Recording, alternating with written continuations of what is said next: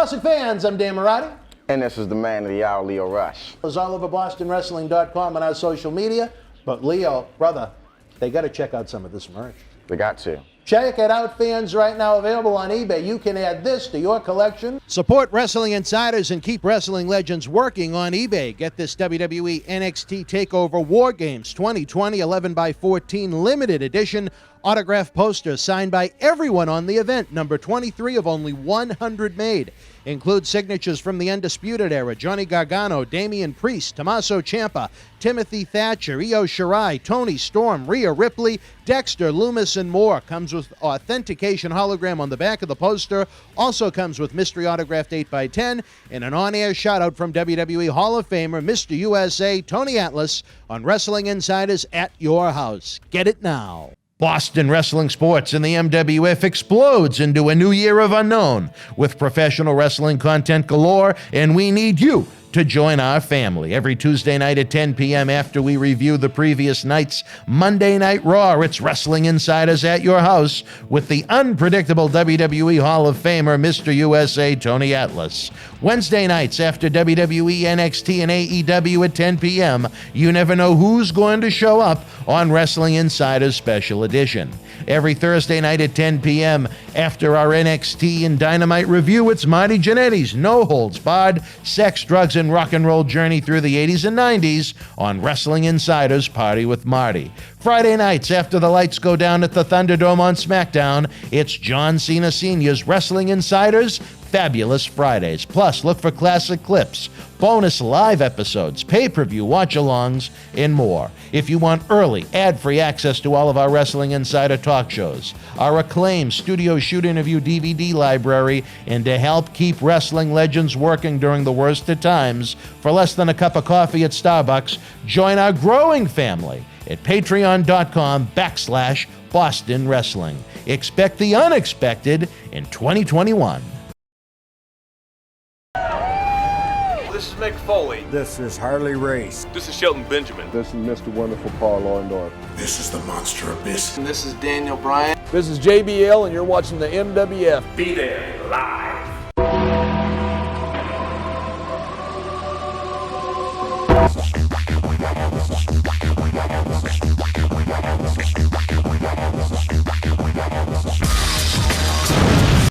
Wrestling fans around the corner, around the world, it's that time again. I'm Dan Marati here at MWF Studios in downtown Melrose, Massachusetts. The zip code of Champion 02176. It's Saturday night. Sit back, relax for the next couple of hours as we bring you great professional wrestling talk from our Wrestling Insider Shoot interviews this week. It's almost like the good old days of Saturday night's main event, just without the wrestling, just the memories and the legends as we tune up the band. Again, we ask for your support to help get the word out about our variety of programs as we inch closer to our Boston Wrestling Wrestle House in Tampa, Florida, WrestleMania week. More to come on that. If you enjoyed tonight's show, simply give us a thumbs up and subscribe to our YouTube channel for over 2,000 free videos. If you click on the little notification bell, you get updates when the new content drops, and we have new video content 7 days per week, folks. And what's becoming more important than ever, please, share the links to the talk show videos especially. There are millions of fans, especially those from the 80s and the 90s that left the sports entertainment we see today behind. They have no idea we exist, but they'll love us when they find us. Share the link on Facebook, share it on Twitter, share it on Reddit, on wrestling Facebook groups, on wrestling websites. Share it with friends. Share it with fellow wrestling fans. It almost sounds like a Dr. Seuss book, but honestly, it helps out a great ton. Every time we find a new fan, we sincerely appreciate it. We just need to continue to build and build and build on everything we've been doing over the past year because the growth has been tremendous. Coronavirus has killed the nightlife, but don't fret. Our eBay store is open 24/7 around the globe with great wrestling merchandise of superstars from every era. Every purchase helps us produce new studio shoot interviews for your enjoyment. Plus, you get an on-air shout-out as our thanks to you.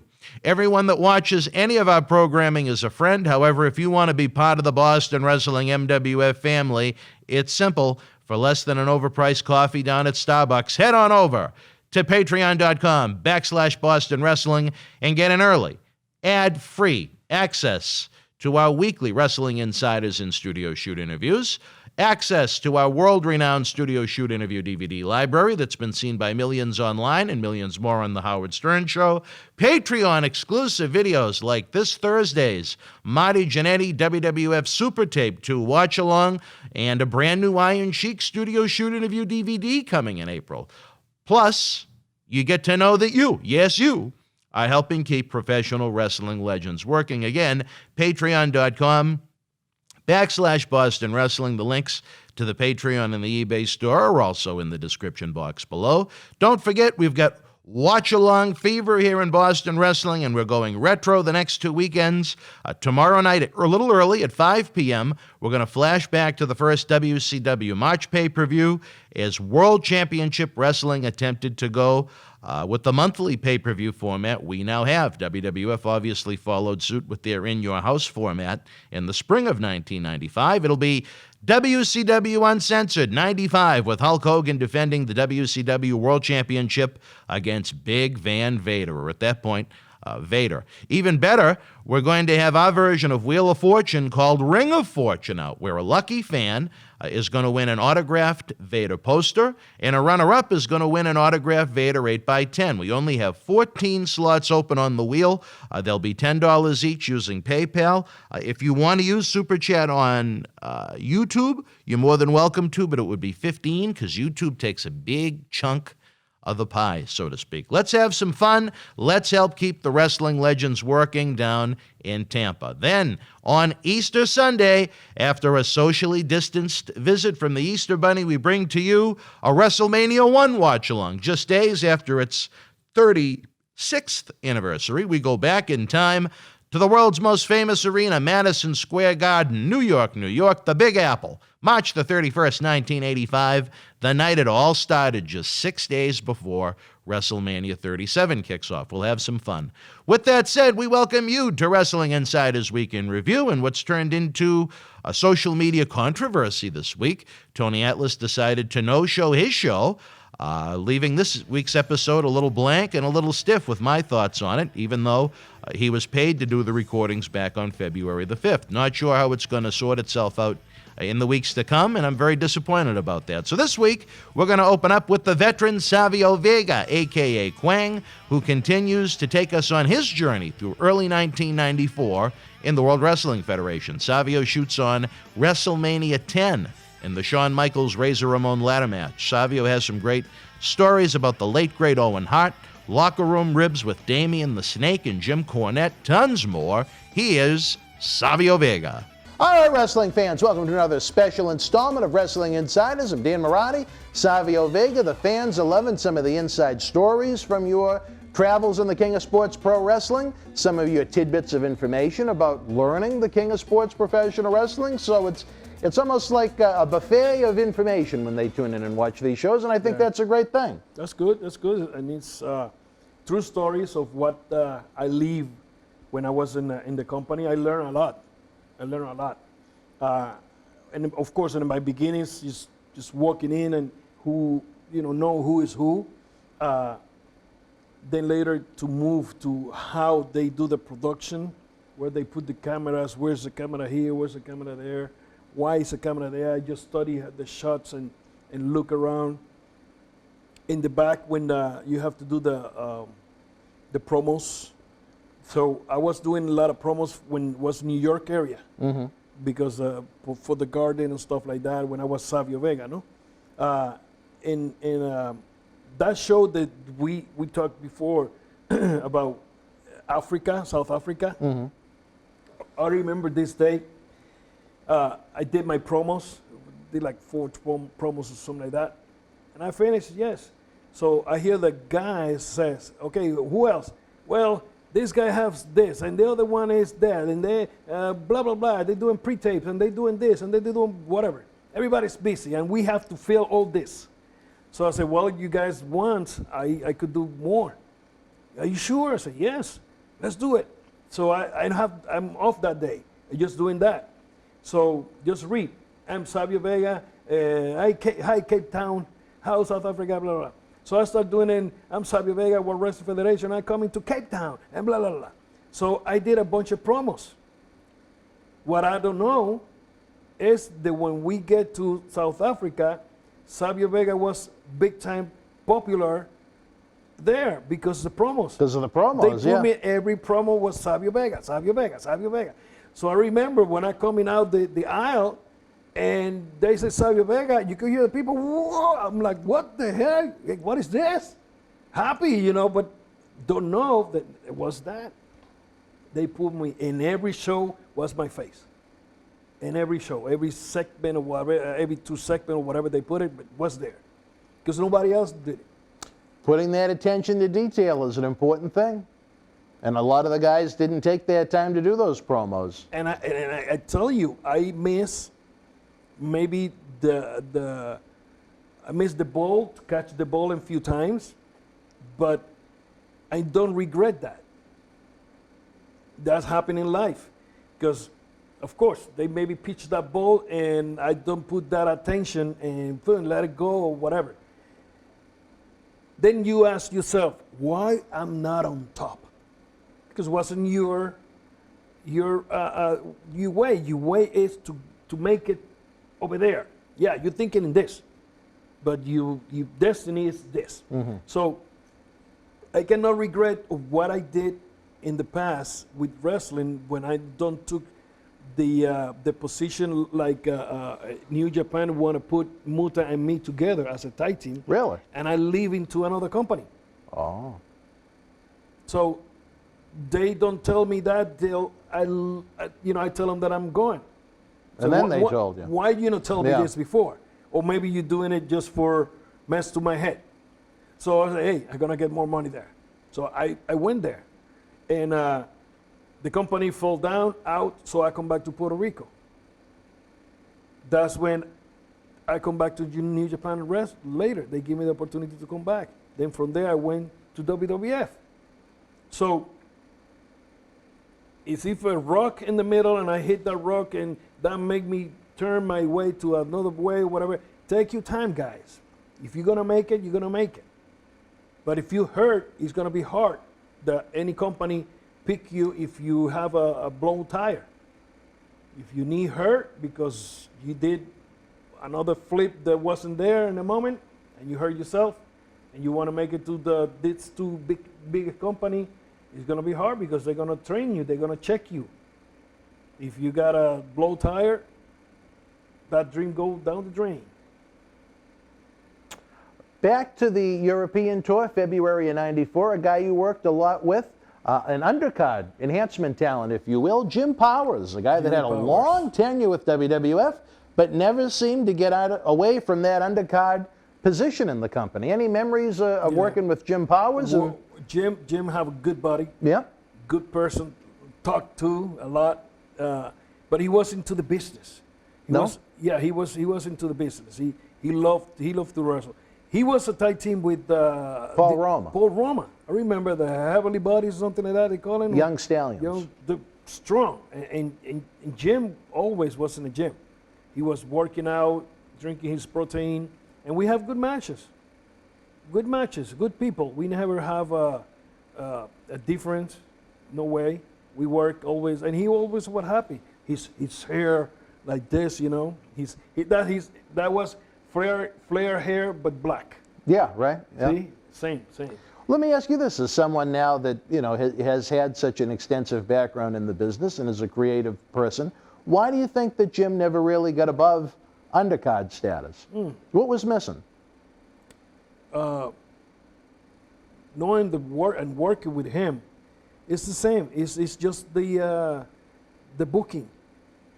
The booking changed everything.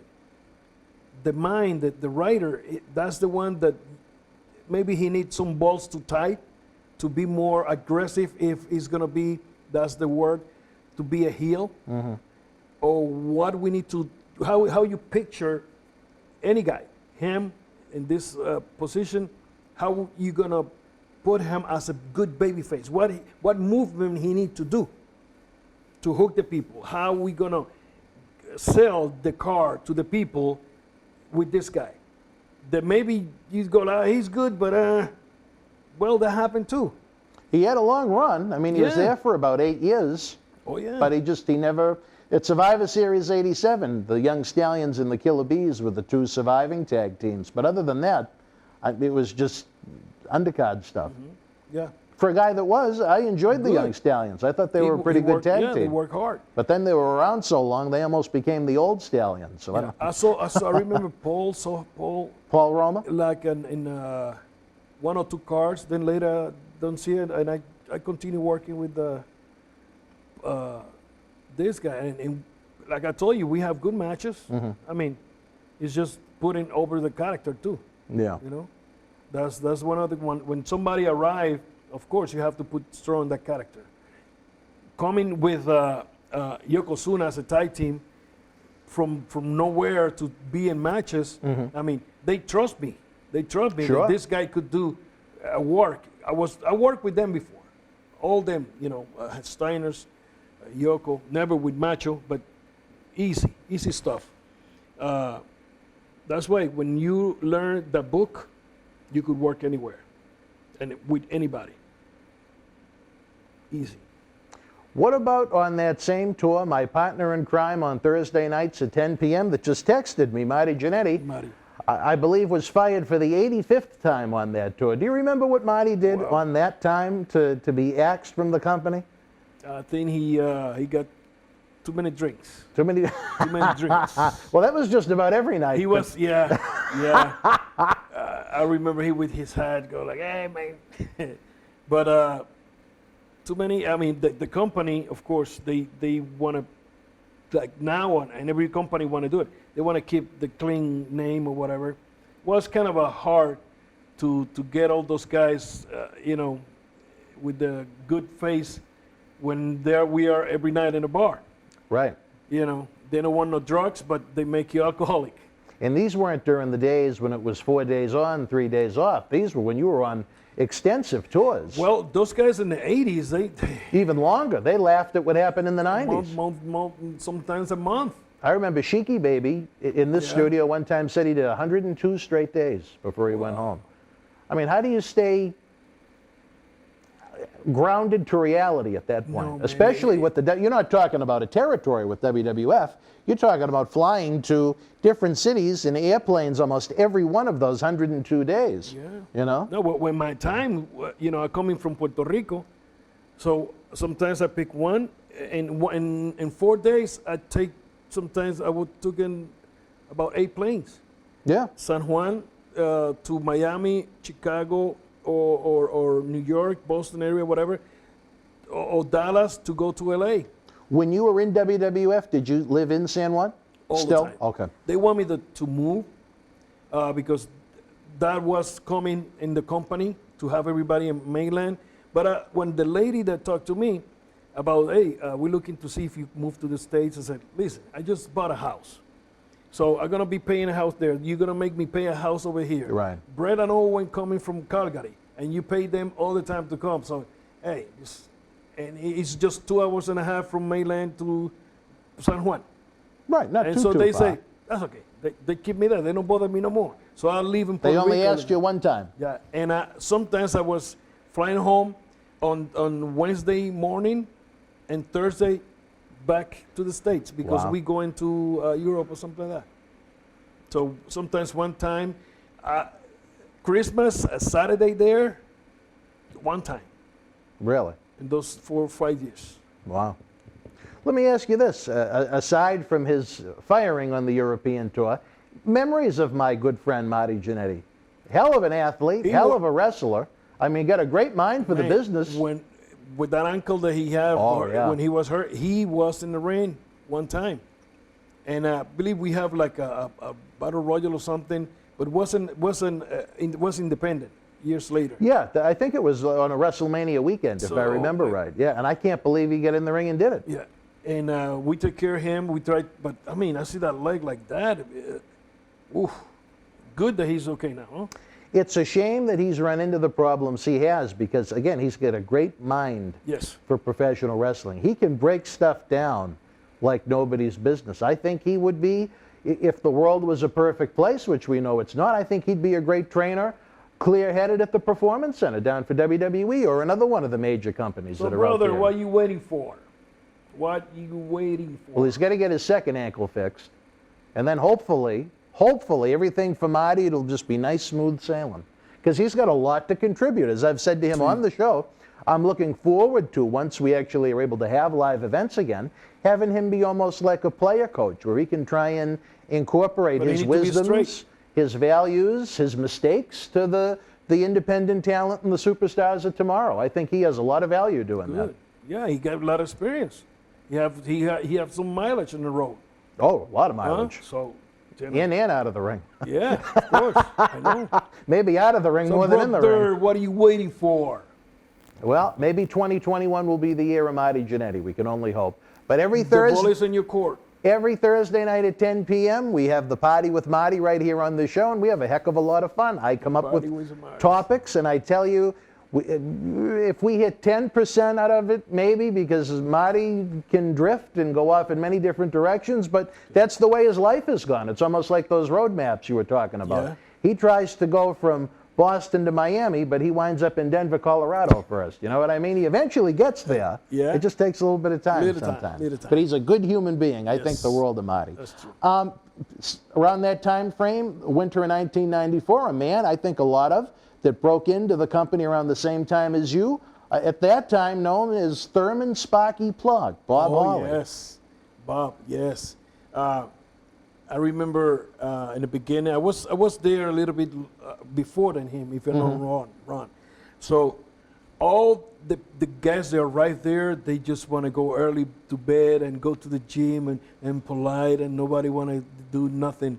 I remember here Fuji say one of the stories for Yoko, and I played the same joke to Plug, and he wanted to go early to bed. With him was oh my God, my head and names. He coming from ECW. In 94, Yeah, he was in he came in from ECW in 94. the Cuervo. The Crow? Yeah, Jesus Christ. The Crow? Raven. Johnny Raven, Polo. Exactly, Johnny Polo. So was all three starting in the company. We come almost at the same time. He was Yes. a manager for the Jacques and Pierre, the Quebecers at that point. Yeah, okay. He really wasn't wrestling He much. wasn't. Yep. Okay. So I don't know what happened. We stay in the same room. I mean, I was in the other room. You, whatever. Bob, and Raven? Was something like that. I just started putting the chairs and the table on top of Spike Plug, and he was pissed. He come mad. He want to fight me. Really? Yeah. And Raven was there. Come on, guys. Come on. You know. I was laughing. And see Spark more hot make me more laugh. So he was hot. He want to fight me, but nothing happened. We come in good friends. We worked many times too, wrestle many times. And what is interesting, his story with the cars, you know, the racing car. Yeah, in real life. He loved, real life driver. And when WWS did his car, you know, and everybody was making a joke because when he raced, he hit the wall.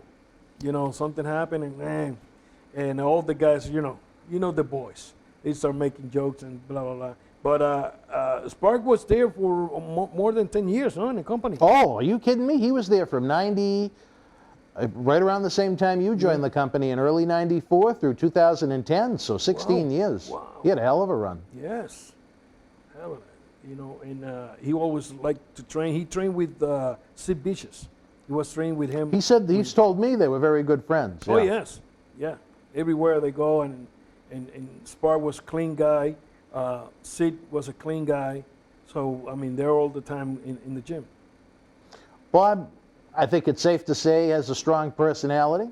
Yeah. I think that's very easy to say. Yeah. He does not have a problem sharing his opinions, but I like Bob an awful lot in the things we've done with him over the year. His book is one of the better wrestling books out there. If you've never read it, The Hardcore Truth, very honest, very upfront, very blunt, just like Bob himself. And for, again, a guy that never reached that main event type level, he was approaching upper tier status a couple of times, and then I remember he had his neck broken once, and so the injury bug hit him a couple of times, and no fault of his own. But again, how many guys can say they had a 16-year non-stop run in WWF? Yeah. That speaks volumes. Yeah. And he one time we bring some guys to Puerto Rico, and they do some voiceovers. We request some voiceovers. The same, you know, my name is this, I come into IWA Puerto Rico, blah, blah, blah. And I remember the guys from television, they let the tape roll. And every time he wanted to say Puerto Rico was like misunderstood or was something, and he started cursing on Puerto Rican. Oh, Puerto Rican this and that. Oh, that shithole and da, da, da. He was, and the guy sent me the tape. So listen to this guy. And I'm like, oh my God. Victor wanted to talk to Vince about it. You know, I said, don't worry. That's boys. That's, you know. So when he come, I tell him, man, what are you talking about that? Oh, just mad. I said, okay, don't worry. Shit happened. Well, that's just kind of his personality, I guess. Yeah, he's a great guy. He's a great guy. I'd rather deal with someone upfront and honest. Yeah. Is the way I look at it. Spark Bob Holly. Also around the time you came in '94, as you see in 2020 right now, I think WWE has gotten to the point where they've overdone it with the women's wrestling, but they brought back the women's championship with Alundra Blaze. She would basically be the only babyface woman that they had, and they'd bring in rotating heels for her to face from time to time. Where spots on these shows were limited, where they cut back, a lot of the times they weren't always even doing A and B shows. Was there resentment towards having the women back on the cards, or it was taking away spots from the guys who were sitting at home not getting a payday? Yeah, but she worked hard. She was one of the first female that bring that strong wrestling, you know. She worked like one of the boys. Oh, yeah. Nice, good body, you know, good attitude and attitude. And she worked hard. She gave him that different stuff of woman wrestling, you know. Now these days, of course, it's like they doing what she was doing in that time. Because the girls these days, they work hard. I love the women. WWF have a great talent of girls working. And, you know, that was like when I was in TNA, that I worked with those knockouts. I was working with those girls like that. Be strong and with, you know, strong work. And Alundra Blaze was one of those girls. I mean, she was one of the pioneers, I believe, in kind of a strong, it was like a Japan style. Not the Moolah style. No. Yeah. No. It was very, very different. Strong wrestling, man wrestling. Yeah. You know, maybe, I don't know, maybe a little bit different, of course, because the girls, but was strong, solid. An athlete. Exactly. Yeah, she was one of the more impressive females, I think, in the history of WWF. But was there any resentment from the guys that the girls were now going to take up a limited spot on the house shows? You know what? I wasn't hooked on those political gaga with the guys. Maybe by that time was the Shawns and stuff like that. Maybe I don't know who, you know. But I was doing my stuff. I loved what I was doing as Quine, you know, and that political gaga was for those guys there racing for that spot. I wasn't there. I know my time come anytime soon. So she was treated with respect. Well, with me, she always was nice person. I respect her all the time, her and all the rest of the ladies. But she was good.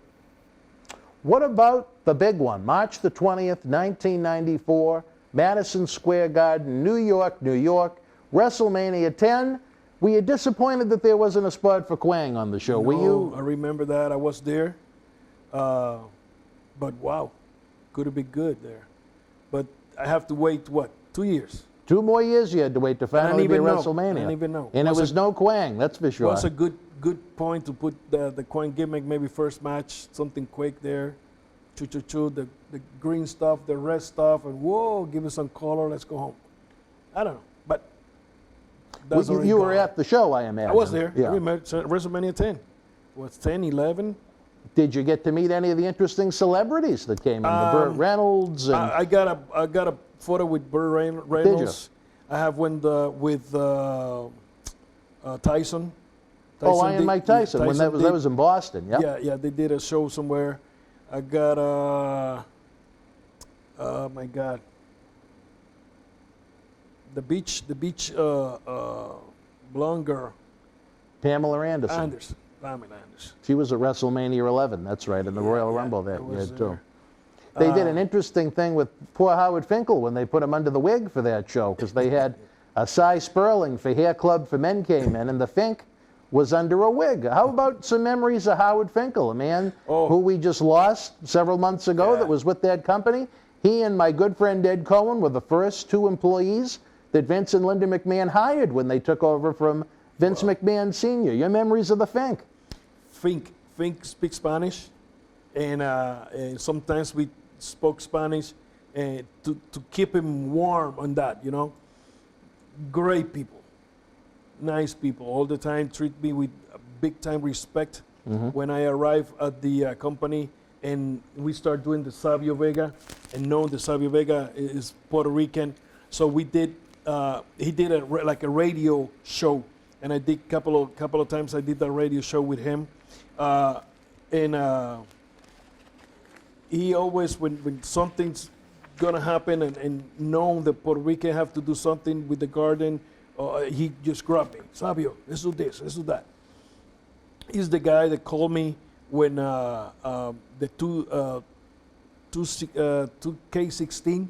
Oh, the video game. The video game for the Stone Cold. He's the one that called me and explained me everything.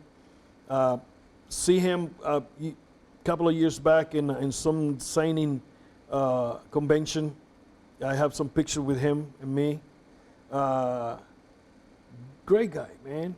And listen to him now. That voice never changed through all those years. And he never changed. He was a good person. I hear one time they did a joke to him and destroyed his car. And Vince have him. In the early days of Raw. He was parked in front of the Manhattan Center. Yeah, and they destroyed it, and then Vince bring a new one for him. And same happened to Cornette. And one time we did when the Boricuas stole the bikes to the disciples of the Bucklights. Was a big fight, and Cornette's car was right there, and they run into the back windshield and exploded. Nobody told Corny. He didn't know it was coming. He don't know nothing. And he's watching live the footage. I mean, that was taped, but when the show was live, he's watching right there, and now he's like, that's my car. And everybody's just looking at him. When they explode that windshield, he went, oh, he went off. He was pissed. He went outside now to see his car. The car was all damaged because the guys wrestled on top of the car. Oh, he was hot. Was it a rent-a-car or was it his car? It was his car. Or was his own personal car? Because he don't like fly. Oh, he didn't like to fly. That's right. He don't like to fly, so he drove, and it was like a Taurus, Ford Taurus or something like that, blue. I remember, like this, you know, like blue. And now, who put you up to this? Pardon me? Who put you up to it? Well, no, this is the. It just happened. They organically. What happened is, we stole the bikes, right? The Boricuas. Then the DOA found the Nation of Domination, so they start fighting.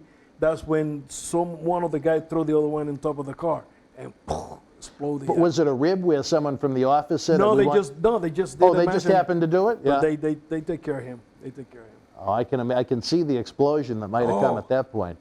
I don't remember. Was Papa Chango as Kama? Yeah, he was Kama Mustafa in the Nation. They hit the back or something. I don't know. But it was. Ooh, I almost fall from the bike because they want to do that.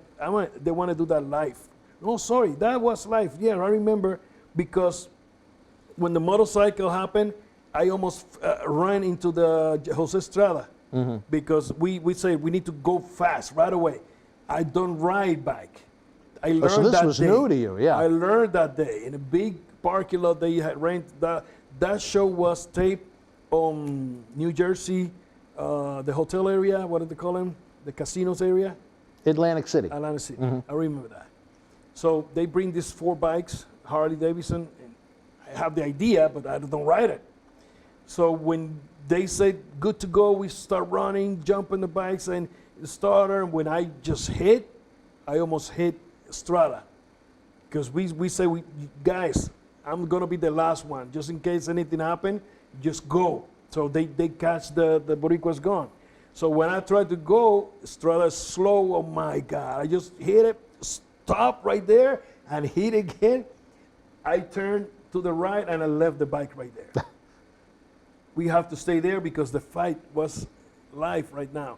So that's when Courtney see it and just went off. What the? Because he thought it was a joke from the guys, but happened. They just destroy his car. I run here in Boston. Yes. We come a match, was Jake the Snake in the car, and Courtney, he scared snakes. Oh, was he? Oh my God. And I know that. And I picked Jake's snake, and I start looking for Courtney. Looking. I spot him in the entrance to the ring, talking to somebody. Lights and stuff right here. And I stand up right here, next to him, with the snake. And he just quiet. All of a sudden, he just see a movement, and he just turned. When he turned around, and he saw me, he threw the papers. He started yelling bad words to me. Savio got that beat you, and he grabbed one of the lights from the floor. Was a big light with the mirror here to move the lasers or whatever. Grabbed that and tried throw that to me, but it's too heavy. Just hit and break the glass. When that happened, that's when I went like, oh, I'm in trouble now. I'm the one in trouble. So I said, okay. And he started running. He'd gone. And I said, okay, man. I talked to the lighting guy. I said, listen, I saw what happened. Tell me how much and I pay, you know. And he said, he put it on and started working. I said, don't worry. We replaced the mirror and that's it. No. Oh, man. Oh. I said, okay. So I just went back. Here's Jake, here's Snake, and just don't bother no more. In England, we went to this theater to wrestle, old one, because was many dressing room, many doors to different small rooms. And Jake is there. They got a Snake and Head. Al Snow? Al Snow. He scares snakes too. Is he? And here come outside, looking for him. Now I went to the small rooms, spot him, and I went like, "Here, brother, how you doing?" When he looked, oh shit! He started running, and I'm running behind him. We look like kids. He's running. He's blah blah blah. Finally, I stopped to laugh, and here come the snake. It was a snake here, and I start getting a big ball like this.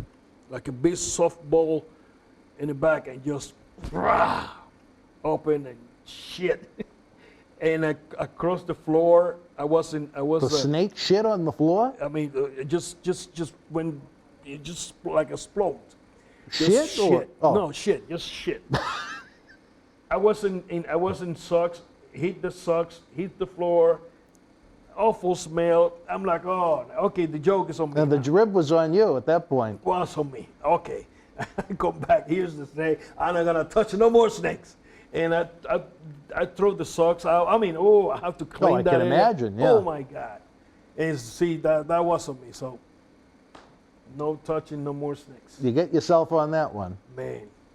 But we have good times. Let me ask you this one. From WrestleMania 10 itself, it wasn't the first time it was ever used in the company, but the first time certainly on television, the ladder match between Shawn Michaels and Razor Ramon, one of the great matches certainly of the 90s. Yes. Your thoughts on Razor and Shawn's classic that night at Madison Square Garden?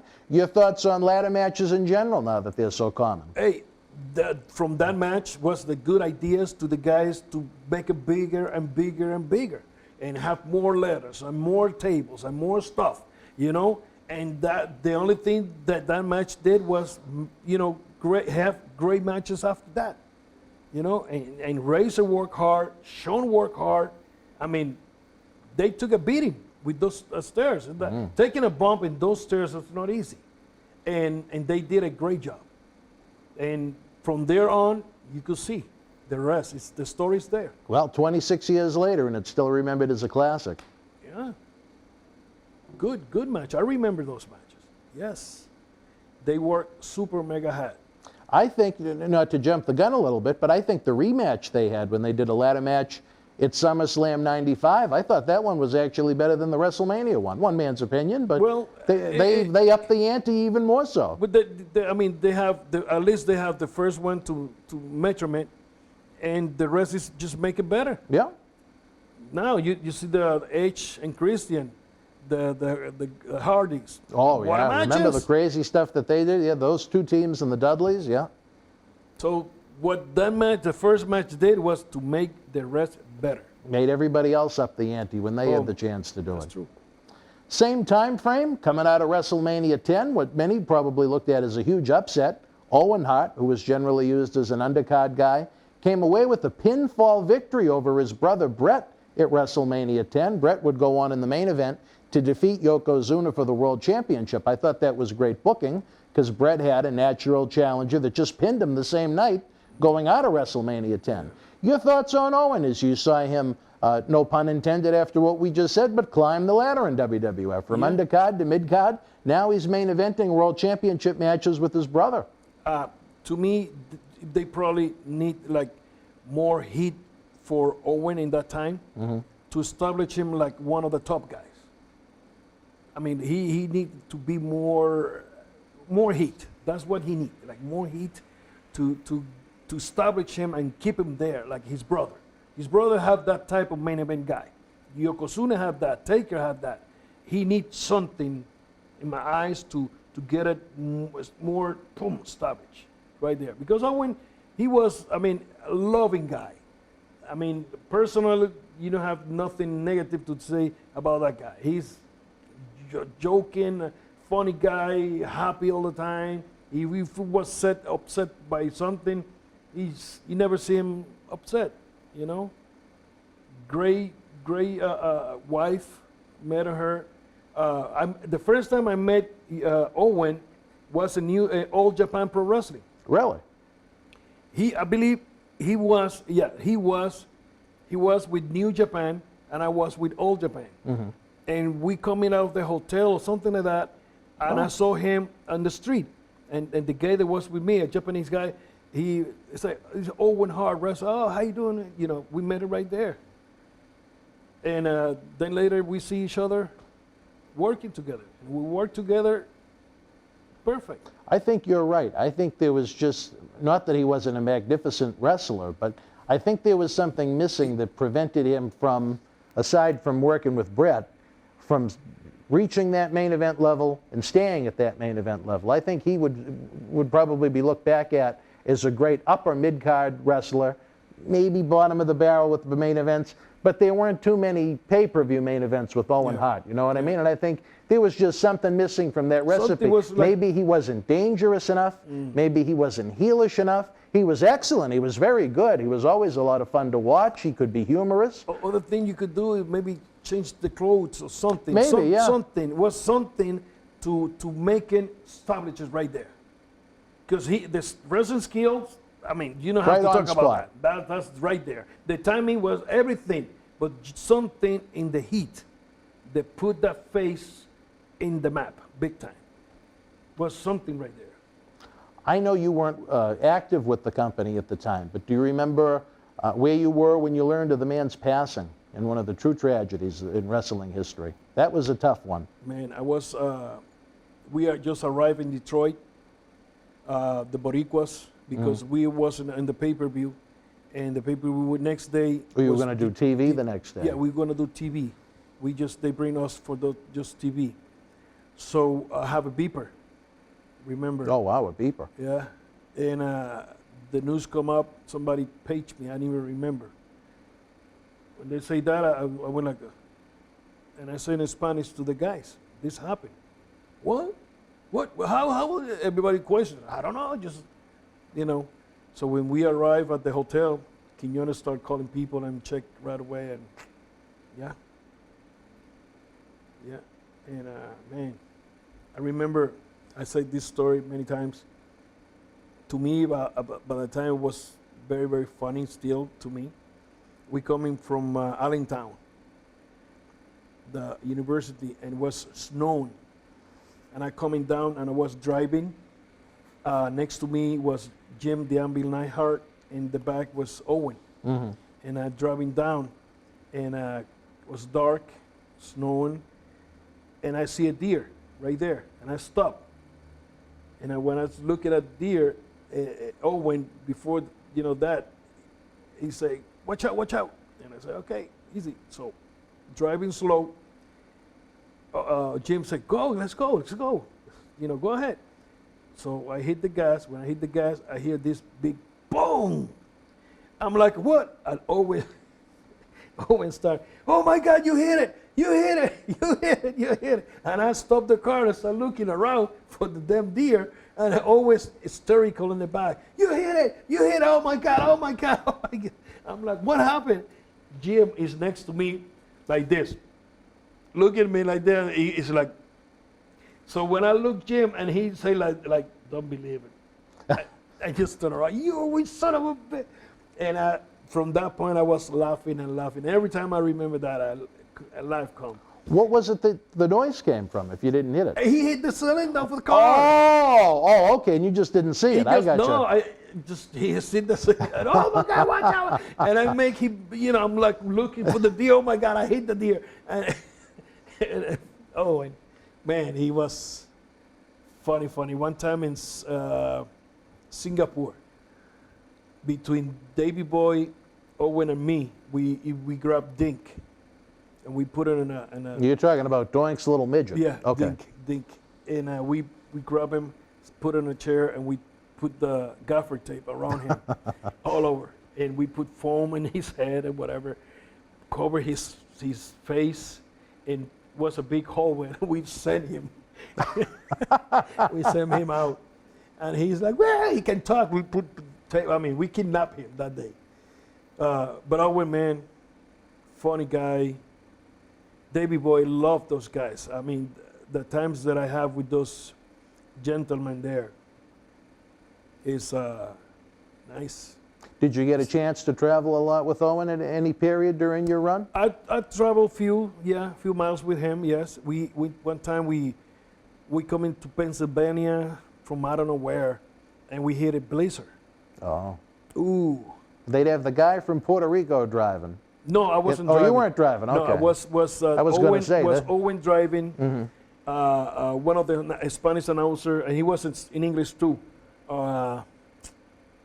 Forget the name. Hugo Savinovich? No, it was Hugo. Carlos Cabrera? is the other one. It was Spanish by the time. Tito? No. He wrestled. He just he just announced? He was Cuban. The name's coming in the time, so. And they driving and somewhere we got wrecked. We went to a ditch on the side. And soon that happened, I was in the back sleeping. And they were, "Hey, well, come on, Savio, come on, help us here." So we went outside, checked. Oh, we got lucky that we could take the car out and continue the. No, we are not Pennsylvania. We went to Maine. Oh, okay. Went to Maine somewhere. Yeah. Yes, I remember because we stay Maine area, and was a blizzard. Oh man, and we coming from I didn't remember right now, but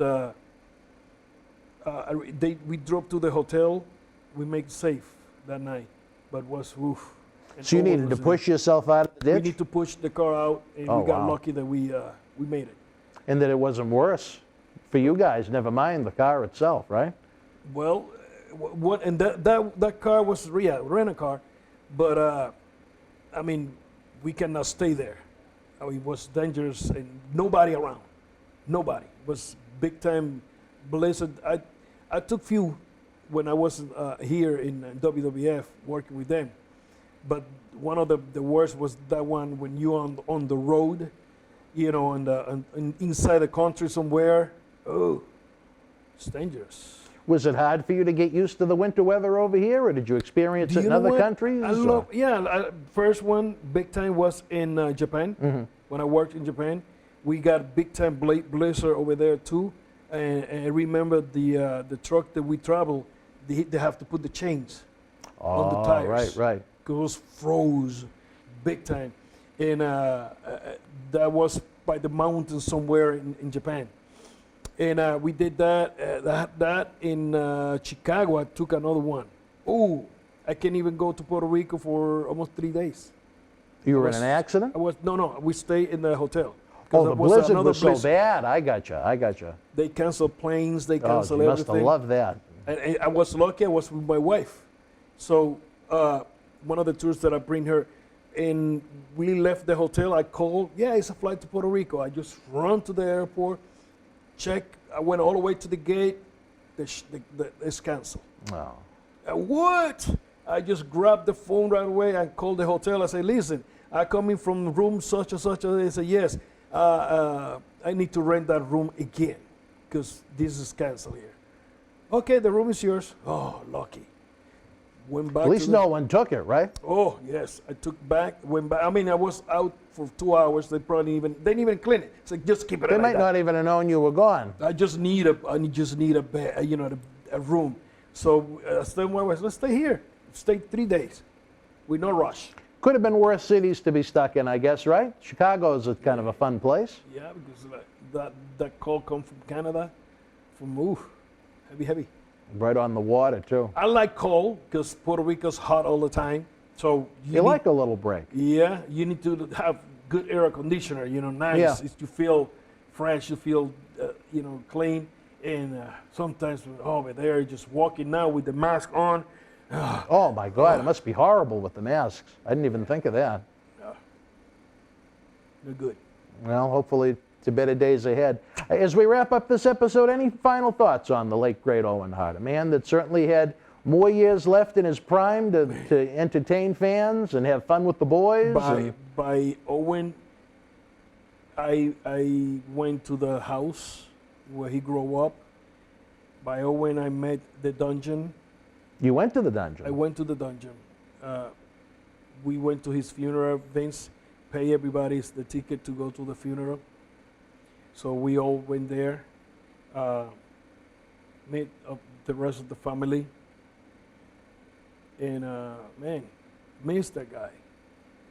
It's like the British Bulldog too. We always, they're relative. And now I saw the British Bulldogs kids, Smith, he wrestled for MLW. Yeah, Davey Boy Harry, Jr., yeah. Yeah, and Georgina. Remember Isn't she like trying this? to get involved somehow in some She capacity? I saw her in one of the TVs by March or February or something like that. Then I don't see her again. So I don't know what they're doing. So I remember them as babies. I remember when Owen's married. I remember when the first kid born. I remember the little baby Dakota from Goldust and Terry. They're babies. Every time we arrive on TV or pay-per-view, Dakota was there. And she saw me, and I was the teddy bear. And she always come to me. Oh, that's a nice memory. And I saw pictures of her now, big. It's like, wow.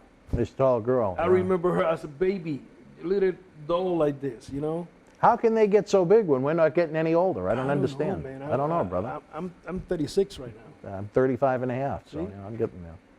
I'm getting there. But Owen Hart's missed, and one thing for the fans at home, I wish more people promoted it and publicized it, but Owen's widow, Dr. Martha Hart, and his son Oj, they've done a great job with the Owen Hart Foundation, almost a play off of what they were called in WWF as the Hart Foundation, but they do a lot of great work for the needy up in Canada. I don't know the website off the top of my head, but you can easily Google it, Owen Hart Foundation. It is directly run by Owen's wife and his son, and they're doing a lot of great work up in Calgary for the Canadian people to try and keep, almost like what we do with Paul Bearer, to keep Owen Hart's name alive. And it's a name it's a man that should be alive, never mind the name. Oh, man, yes. Yeah. Was bad. Needless. Bad. Oh, yes. For nonsense. Well, the point is that they practiced that before, but that's what they call it, accidents, but Did it sell a ticket? Did it sell a pay-per-view? No, Did it sell merchandise? No. That's the way I look at it. Just a different story for a different time, as we like to say. But we got a lot of stories and we got a lot of different times coming up with you, my friend. As we wrap up this episode, we had another great time talking the winter of 1994, some of the great personalities, some of the big events like WrestleMania 10, the big matches like the first televised ladder match in WWF history. And again, we're not even through March of 1994 again. You may have to relocate here through the entire winter, so you'll never worry about a hot Puerto Rican summer again. Yeah.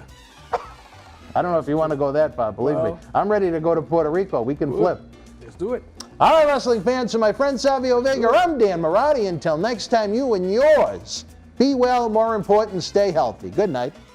The World Wrestling Federation was sold out at the world's most famous arena, Madison Square Garden in New York, New York, Monday, March the 24th, 1980, including an overflow crowd at the Felt Forum. In the opening contest, Bulldog Brower beat Frank Williams. In his MSG debut, Kerry Von Erich with the win over Jose Estrada. Tor Kamada defeated Mike Masters. Larry Zbyszko victorious over Bruno Sammartino via disqualification when Bruno refused to stop choking Zbyszko. Afa beat Dominic DeNucci. WWF World Champion Bob Backlund retained the title over Sika. Andre the Giant and the WWF Intercontinental Champion Pat Patterson defeated Bobby Duncombe and Ken Patera. Rene Goulet with the win over Baron Mikel Cicluna, and Hulk Hogan beat WWF Tag Team Champion Tito Santana. If you were at MSG Live, share your memories in the comment section below. Use the links in the description box to help keep Wrestling Legends working in our eBay store and on our acclaimed Patreon streaming service so we can bring you more interactive superstar shoot interviews to relive the good old days of professional wrestling. Check it out. Boston Wrestling Sports in the MWF explodes into a new year with professional wrestling content galore and need you to join our family. Every Tuesday night at 10 p.m. after our Monday Night Raw review, it's Wrestling Insiders at your house with WWE Hall of Famer Mr. USA Tony Atlas. Wednesday nights at 10 p.m. after NXT and AEW, join rotating legends on Wrestling Insiders Special Edition. Every Thursday night at 10 p.m. after our NXT and Dynamite review, it's Marty Jannetty's No Holds Barred Sex, Drugs, and Rock and Roll Journey on Wrestling Insiders Party with Marty. Friday night after SmackDown, don't miss John Cena Sr.'s Wrestling Insiders Fabulous Fridays. Plus, look for classic clips, history videos, bonus live episodes, pay-per-view watch-alongs, and more. For less than a cup of coffee at Starbucks, get early ad-free access to our Wrestling Insider talk shows, our acclaimed studio shoot interview DVD library, and help keep wrestling legends working during the worst of times. Join our growing family at patreon.com/Boston Wrestling. Wrestling fans around the corner, around the world, I'm Dan Marati. MJ in the house. Future WWE Hall of Famer, mind you. Let me tell you this. I'm not in there yet. No, not yet. Okay. But you will be. Yeah, I will. You know Sean wants to be the first three-timer. Three-timer, yeah. yeah. There you go. Let me tell you, you enjoy the in-studio shoot interviews 4 times a week. It isn't cheap to put these productions together, folks. We need your No, help. because he got to pay me. Okay. Coronavirus has killed the nightlife in a lot of ways. We are night owls, Marty and I, but that's a different story for a different time. One way you can help is to check out the great merchandise we have in the Boston Wrestling eBay store. It is perfect for any wrestling man cave or any collection. That's right. Check it out. Support Wrestling Insiders and keep Wrestling Legends working on eBay. At Survivor Series, it was champion versus champion as WWE Champion Drew McIntyre battled Universal Champion Roman Reigns with Paul Heyman. Get this 11x14 poster autographed by all 3 men. Limited edition, number 42 of only 50, with authentication hologram on the back of the poster itself. Comes with a mystery autographed 8x10 photo and an on-air shout-out from WWE Hall of Famer Mr. USA Tony Atlas on Wrestling Insiders at your house. Get it now. All right, fans, 1 down, 2 to go as we continue Wrestling Insiders Week in Review. Again, join Savio and more rotating legends every Wednesday night at 10 p.m. Savio Vega had great insight on the WWF in 1994, but coming up, it's Marty Jannetty's No Holds Barred Sex, Drugs, and Rock and Roll look at the 80s and 90s, focusing in on WWF in 1989. Marty looks a little bit at the springtime. He talks about Sherry Martel being paired with the now heel Macho Man Randy Savage, Jake Roberts' meltdown at Sherry's funeral, a Barry Windham jumping ship from the NWA to the WWF as the Widowmaker, Ronnie Garvin becoming a rugged referee, and more. Get ready to party with Marty. All right, wrestling fans, I hope your Thursday is going well. Welcome to another Wrestling Insiders as all of our great friends continue to pour into the premiere and they're in the live chat. We thank you for joining us as always. Don't forget that super chat button is open. It helps us keep the lights on. Don't forget to tip the bartender as we attempt to give you great entertainment. Where is the bartender? Commissioner Von Johnson was a bartender. Who? The commish. So was AOC. Well, that's true. Yeah, she was, as a matter of fact. They recruited her right out of a bar. Well, we continue our journey through 1989, and I'm sure Marty is going to find many other years to discuss in the meantime. I get lost in the Patreon. April of 1989, the NWA said, stick a fork in Barry Windham, he's done. He comes to the World Wrestling Federation semi-repackaged as the Widowmaker. Any memories of Barry coming to the WWF you know, Barry in 89? and I really didn't ever have too much experience together, but he was a fun, did a little bit around him. Fun guy, a fucking great worker. Yeah. Yeah. You know, what was he, like 6'6", you know, 6'6", lean, you know, the blonde hair, the girls loved him, man. But I know someone that really enjoyed Barry. oh, you gotta go there again. I'm not gonna say the name, but the fans know. You're not gonna say Pat Patterson's name? Oh, that wasn't who I meant. Oh, who'd you meant? Baby. Oh, ass-eating that? Yeah. I love AEA. She loved Barry. But he was a great worker and a great person. I love Barry. His boy is doing good. What's his boy's name? Who the hell is his boy? Or was it his brother? He had a brother. Kendall. Yeah, Kendall. Yeah. Was doing it. Whatever happened to him? He kind of disappeared. Him and Blackjack went to jail for counterfeit money. Yeah, that's right. They did, didn't they? Yeah. Kendall did have a comeback, though, in WCW in the late 90s, but... As Kendall? As Kendall, yeah. They put him with Barry, but not much to write home about during the end of WCW. I don't know what Barry just wouldn't put up with no shit. Was Patterson after Barry? Pat was after anybody that looked good. He's a good-looking dude, young dude. I don't know enough to say about Barry other than, you know, I know he didn't stick around anywhere and he was one of the best. Yeah. Yeah, he was great. But you know, from what I gathered from my little time around him and what people said, he just wouldn't put up with the bullshit. Yeah. He was just as happy to say, nah, fuck this. You know. He didn't have a very long run as the Widowmaker.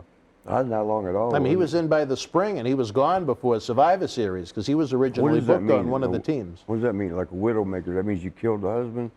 He makes widows, yeah. Oh, okay. Yeah, that wasn't around that long. Yeah, she's pretty. And that's a shame because at that point he was still relatively young. He had a lot to contribute. But that's what I say. I don't know if he walked away or they said it's just not working. Because even if it wasn't working, everybody wanted him so much, it'd be like, well, that character ain't working. You know, let's give you something else. I think, you know, it was probably him that walked away. If I remember right, I think part of the reason he left was because of the problems the father and the brother were having, getting ready to go to jail. Is that when it happened, around that time frame? Yeah, I think it was 90 when they went to jail. And this was 89 that he came in and had that short run as Widowmaker. He really didn't have a big program. I don't think he appeared on any of the pay-per-views. Like I said, he was booked. No, it was very, you know, I was there at the time, and I almost didn't notice. You know? He was booked for Survivor Series, but again, he was replaced on. Oh, geez, who replaced him?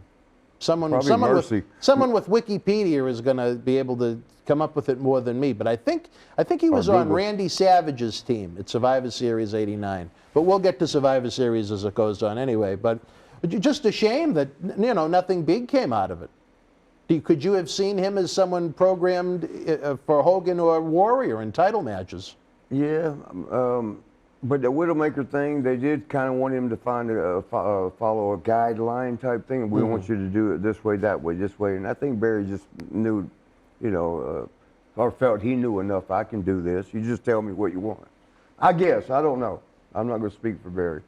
I love him to death, though. Say that. But yeah, I mean. And that gimmick wasn't really getting over, because everybody knew who he was. You couldn't miss a 6'6", blonde-haired beach guy looking guy. you couldn't, okay, so we call him the Widowmaker. No, it's Barry Windham. You know, sometimes when they repackage you and you got like Fatu even, they, you know, they make them a difference, times. Everybody was like, no, that's Fatu. You know, I mean, sometimes. You talk about someone that was repackaged many times, Fatu, but we'll get there as your timeline. Them Samoans, man, they got some ends, I guess, you know, because of Appa and Sika, but they've always been very professional. They've always been very loyal. They make sure their family is, you know, they're the best people in the world. And they like free meals. Eat raw fish. They've never been one to No, turn I one don't mean down. like sushi. I mean the fish. Yeah. They got bite into They'll it. take whatever they can get. Well, disappointing. I was excited to see Barry Windham in WWF, and not much happened with him, and then he was gone. Also in the spring of 1989, as WWF attempts to freshen things up, the now heel former WWF World Champion Macho Man Randy Savage, as Bye-Bye Miss Elizabeth, is now paired with... That was that year? 89, yep. Is paired with Sherry Martel. Yeah, Scary Sherry. Scary Sherry, as Brutus Beefcake called her. What did you think of the pairing of the wild Sherry Martel and the Macho Man together? Well, we had two badasses together. You know, the Elizabeth and Randy thing was, they did that shit right. I mean, that's part of the genius in Randy. What money he made, they made. What money she made, they paid taxes with. So I mean, it was a good little setup, and all she had to do was walk ringside and be on the road with him all the time. You know. Yeah. You got your wife right here. You got to worry about getting her 21 TV dinners for. Well, we'll get there as the time of life goes on. But did you like the Savage and Sherry pairing on top? I mean, I'm sure Sherry had to have been maybe a little nervous, maybe, to all of a sudden go from she was dressing up as Peggy Sue with the Honky Tonk Man to now all of a sudden being on top. I forgot about that. She was on top now with Randy feuding with Hogan. Yeah, you know, me and her were real close because of the AWA days with Buddy Rose and Doug Summers. We had to, you know, I got all these damn reminders. Notes, yeah. No, don't mumble. It's on the cup. Don't mumble. On the cup. It's I'm on the fucking yarn. mumbling anyway. Sorry about that. It's a speech impediment. I was dropped on my head when I was just a little kid, and we happened to be at some stairs, and I bounced my head. Oh, jeez. Bam, bam, bam, bam, bam, down. And I've been retarded. Not retarded. That's a horrible thing to say. I've been mentally handicapped ever since. But I think I've done all right with it. Yes. But so Sherry and I were close enough, but she kind of, you were saying when she get nervous about it, you know, get catapulted in that place, that position. I think she just rolled with it. You know, I think she didn't come and say, I don't know what to do, you know, because we'd always talk about stuff. You know, I told you she, you know, come up to and said, Marty, y'all are weird. Because we would have, you know, play with action figures, me and Sean, and just whatever, we like hip toss them and go over with them and drop an elbow after, you know, with the action figures. And we thought, oh, that would look cool. Let's try it. You know, we would, so you'd kind of work out scenarios with action figures? Yeah, with action figures. Really? Yeah, and Sherry walked by and seen us doing it, and she thought we were playing with dolls. And she'd come up and says, Marty, all the guys are seeing y'all play with them dolls. And I'm like, oh, Sherry, we're figuring out combinations of moves. She goes, oh, I'm going to start doing it. Why? You only walked to the ring? Because she wasn't wrestling that much. She did when she first came in, right? When she first came in, yeah, they made her the women's champion, but then as they really didn't do much with the women's division after she dropped the title to Rockin' Robin. Rockin' Robin really had a little run with Sherry, a little run with Judy Martin, and then they got rid of the women's title altogether. And again, she was under the blonde wig as Peggy Sue. What's that? Judy Martin came through when I was there. Oh, yeah. 88. 89. Well, she came back in 89 to do a singles run with Rockin' Robin. Okay. Matter of fact, on that series of shows you were working with the Brainbusters, there were a lot of Rockin' Robin, Judy Martin matches, yeah. Damn, man, the brain just stopped. It just quit on me. No, there wasn't much to remember, but that's a different story for a different time. But you know, my memory files are damaged. You knew Sherry quite well. Your memories on her? Oh, I loved her to death. You know, me and Booker T were the only ones that, of the boys who were able to go to her funeral. Really? Yeah. I'll send you a picture. Oh, you went? I'm glad. Yeah. And Booker T. Was she in? Where was she living at that? Alabama? Yeah. And because you know why I feel bad? I tried to book her not too long before she passed. Before that happened, And her story is one that almost reminds me of you. Well, You know, where she had, you know, some substance abuse problems that were well Well, she was documented.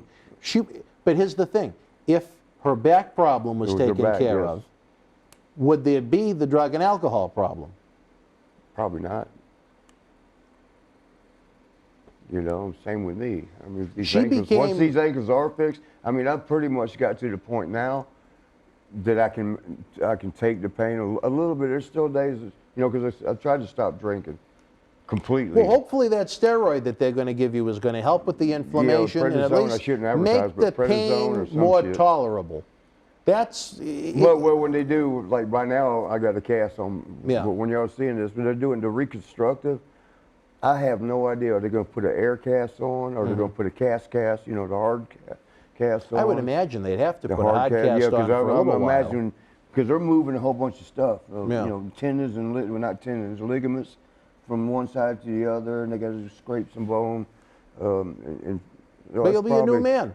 Yeah. And what's the recovery time on that? Well, they said, Dr. McCluskey, Lee McCluskey, my friend that played football with in school, he said, I know your work ethic. He goes, it's usually 6 months. He don't want to do them both at the same time. Dang. Oh, you need both done? Yes. I didn't know that. I Yes. thought it was, I know which Well, one this you one's need done the visual. worst. Yeah. You can see Yeah. this one. I mean, like, Yeah. here's a foot over here. Here's the leg No, bone. it just reminds me of Sheik.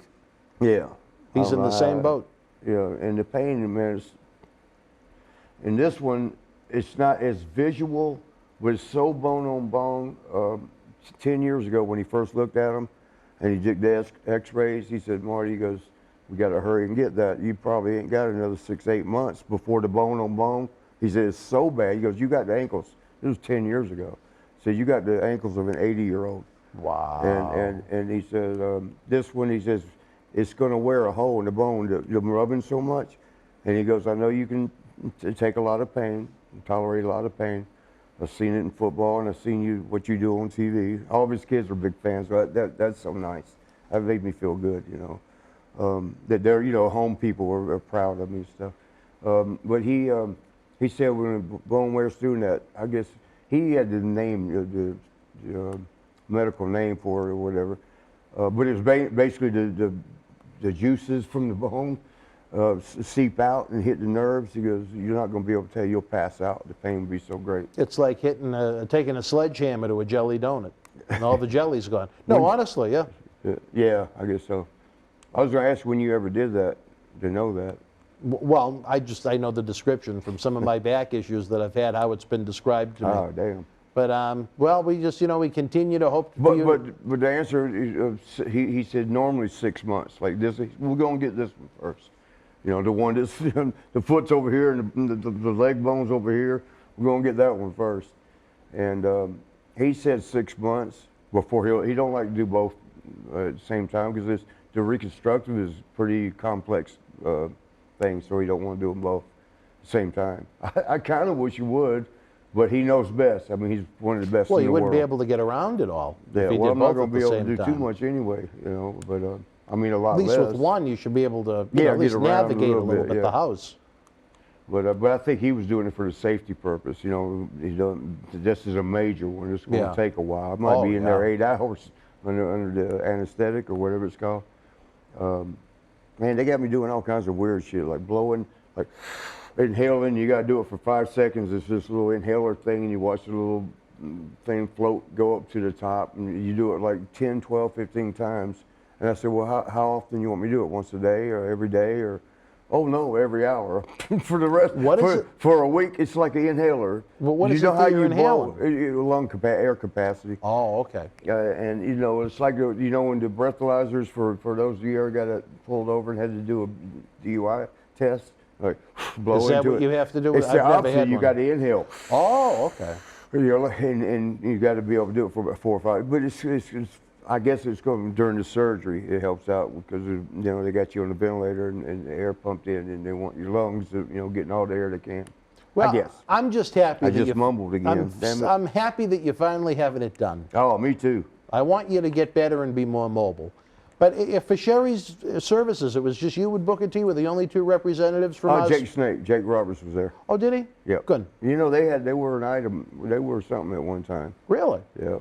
Before WWF? Well, or? I don't know when it was, but it had to be way back because I didn't know. It might have been during WWF, or it might have been before that. I don't know. I didn't even know they were until the funeral. Oh, really? Yeah, but Jake kind of shocked us all with that one. This was during the height of, Jake, admits to, he got caught up and was in the grip. I think he came to his funeral geeking. We call it geeking, like you need that next hit, You think he wanted to get high at Sherry's funeral? I think he just wanted to stay high. He was the night before, the day before. Oh. It's a run through. You just keep going, And the funeral's coming. Okay, I'll be all right. And the funeral's here. Okay, I'll make it. And the funeral's over. Okay, what'd I do? I make it? It was kind of like that when you're on that train. And he was, because I was there once, I know what it looks like, and he was sweating and he was, Oh, really? Yeah, he just had that pale look and a lot of that.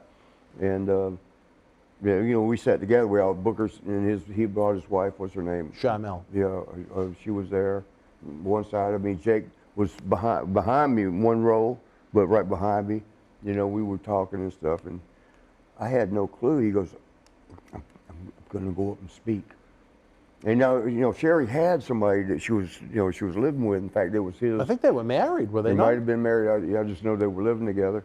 And it was his drugs that they found out, because he was mangled up too. Tony, because Tony and Sherry became very close based on working upon some independent shows down in Tennessee. And I guess the husband or whatever the man was, that's what he told Tony. She took the wrong medication, and that's what she died from. It wasn't an overdose of pain pills or anything like that. It was an actual accident. She took the wrong stuff. Yeah. That's what you heard too? Yeah. Okay. Yeah, it was his stuff that, well, shit, if you like a pile of pills, these are my pills, these are your pills. Somebody walks or farts real quick, they're going to mix it was like that and you're like, oh, which one? It was like that Terry Gordy story. I think it was the blue one. Yeah, oh yeah, the blue one. But yeah, she, there's a Jake kind of, he was telling me, I gotta go up and speak. And I'm thinking, well, why? I mean, her family would speak, I guess, or if there was family there. I don't know how that worked. And her husband maybe, but why's Jake going up to speak? That's the first Did he time. go up and speak? Yes, he did, and oh my God. Bad? Was it bad? It wasn't bad, but the things he said while her man or her husband sitting right over there. Give me an example. Well, it was just about how much him and her loved each other, and I really loved her, and she really, like, he was, getting into tears. But she really loved me, and we should have stayed together. And I'm like, oh my God! In front of, it wasn't nothing bad, but you don't need him to hear all that. It wasn't the right platform. Right. I guess if he wanted to come and do an interview like this and talk about his relationship with Sherry, that's cool. To say it at the woman's funeral with her husband or significant other and her son there, oh my God. And the thing is, not too many people like that guy, so me and Book are looking at each other, and we're thinking, does he hate that? Because a lot of the guys hated that guy because they felt like he was supplying her with extra. Oh, really? Yeah. Now, so see, a lot I of didn't know people that blamed part. him on her Do death. you think that's true? I have no idea. Okay. That's too deep a subject, strong a subject to, No, what do you mean? the guess. Oh, just, I see what you mean, not to know his fact. Yeah, I ain't gonna. Did you know the man at all? I met him a couple times. He was nice enough to me, Yeah. I just, for someone I didn't know, that one even still sticks to me because Which one, Sherry? Yeah, because Well, I me just too. think she was such a nice lady when I interacted She was like with a her. Bonnie Shaw's But sister. the problem was, I thought she wanted way too much money for her level of value to a wrestling event at that point. Nothing, no heat or anything. Oh, yeah. I just thought she wanted too much. All those girls do that, man. I know they do. Terry, I love Terry to death. Terry Oh. Reynolds. No, don't even talk about it. She's bad, but yeah. When I went to Germany, I actually gave the guy over there, I love him to death, John. I'm not going to say his name because you don't want to bring no heat nowhere. But he had mentioned about bringing a diva over, and I mentioned me and Terry were friends by then. No, you were friends, all right. Stop it. Oh, And no, then- I know. No, you don't know nothing. We haven't even got on that subject yet. But Yeah, so what had happened was... oh, I hate that fucking... What? I'm going to start saying things I don't want to say, but it's just a hatred you can't... Did you know her and New Jack were together for a minute? Isn't that fucking insane? Do you And know I her? tell you this, that fucking... Ninja? She got what she deserved when New Jack that one? buried her. They married? Buried her. Oh, buried. I thought you said they married her. Like, no. Buried her. Yeah, he went around with a certificate. Remember that? There were pictures of her gigging herself. He had all kinds of... Gigging hate- herself. Yeah, she had a blood fetish. She would gig herself. Oh, God, I'm glad He was I didn't taking date her. pictures of it and put it out there, and it wound up in court. I knew that. She's just one of the most vile human beings I've ever encountered anywhere, in any way, shape, or form. And for New Jack to bury her about having no teeth and all of her different... About no teeth. I guess she's friendly, quote unquote, with some dentist in a different state, and she goes to visit the dentist, and he gave her nice implants. Perfect teeth. Okay. Oh, I didn't know that. Marty, the hatred. Marty, the hatred. See, I know a different Terry. Marty, you definitely know a different Terry. I like Terry. The She's hatred. The hatred I have for Terry Runnels. There's only one other I hate as much as Terry Runnels. Velveteen Dream in NXT. I don't know if I ever met her. Is That's that a her? he. No, Oh. Well, you know what? The gay boy. Yeah, so he's kinda, cool, man. yeah. Why don't you like him? Oh. That one. Velveteen? He created havoc between me and WWE Talent Relations because he lied. And I created havoc for him because of that lie, just as he was starting with that company. Yeah. Because of some of the friends of ours that worked with us, that knew me, when he wound up there after no-showing an event that we had put together that he was advertised on, Damn, which was you know the these people point of different than I know. contention. He's like a respectable... Who, Velveteen Dream? Yeah, Oh, you liked met him? Yeah. I'll tell you this. I liked him an awful lot, too. But then, like I said, we had him booked. He wound up getting signed by WWE. I found out he wound up getting signed by WWE. He kayfabed me on it, and he was planning on no-showing the event. So when I found that out, I decided to call my dear friends in talent relations and see what was going on. Then he tried to tell them he was never booked. Oh, so y'all had that going on. Oh, Okay. there were people here, they said, when I got Patrick on the phone finally after the WWE Talent Relations call, they said the wall shook. I was so loud. And he said, you know what? Oh, no, Talent Relations told me just to give you the money back for the trans. I said, it's not about the money. He lied to people I've known since 2000 about me. And they knew better. Yeah. And I tell you this, when I made a video online explaining why he wasn't going to be at the event and buried him. And you know what? When he wound up at that performance center, the talent there that I had worked with in the past that were friends, that I treated with respect and part of the brotherhood, they didn't make life pleasant for him. I hate him and I hate Terry Runnels. Why And do you hate there's- her so much? Because of her false I teeth? can't even tell. It's too long of a story. I just hate Terry Runnels. Well, sorry, Terry. It's a hatred. It's so deep. You don't hate nobody. No, I do. You dislike her. I hate her. No, you don't. With passion. Oh, then that And means Velveteen Dream. you got to care about somebody before you can be angry at them. You know what? I cared enough to try and treat her graciously and with respect, and to care about her time in interactions with her daughter. But you know what? That's a different story for a different time. But I just, No, Dakota? yeah. What happened there? No, just I tried to coordinate a schedule for her so she was okay. away from home as little Yeah, as yeah, I got you, possible yeah, yeah. because she had a kid. You know what I mean? Again, trying to treat the woman as a human being Right. with respect. I didn't realize I wasn't dealing with something that wasn't human. Again, you saw. That's the different first ones. one, right, buddy? Yep. All right, brother. Anyway, What was that? 2 minutes? no, that was the halfway mark. I just. Oh, this. Oh, Marty, where you just got me going. I don't even know, remember man, where we were. You've We were changed. talking to Cherry Martini. I did. It was almost like Bruce Banner turning into the Incredible Hulk. Yeah, I with thought my, you were, man. That spider leg came out your nose I will again. never forget what either one of those two did to me. And we've had, I told you, the Night Hat That's crazy story because I and like whatnot. both of them. And I think they're nice people. What? How would did you But ever meet? but with Terry, she was just being a diva. Like she wanted first class and like No, it flying wasn't over. that. No. No, I'm just. I'm talking about my thing. Going to Germany, I set her up to go to Germany, and the promoter come up, and it wasn't a long tour. It was like a week or something, about that, and they were talking about. They were advertising already for the next tour, like a couple months down the road, and they had me on. I said, "You're not going to bring Terry back?" And he goes, "Oh, Marty, maybe not have expenses, budget, because Germany's broken English." Yeah. And I'm like, well, how? Okay, or, I didn't want to try. Yeah. But he's like, oh, she wants too much. She wanted first class. It had to be an aisle seat. It had to, all these demands.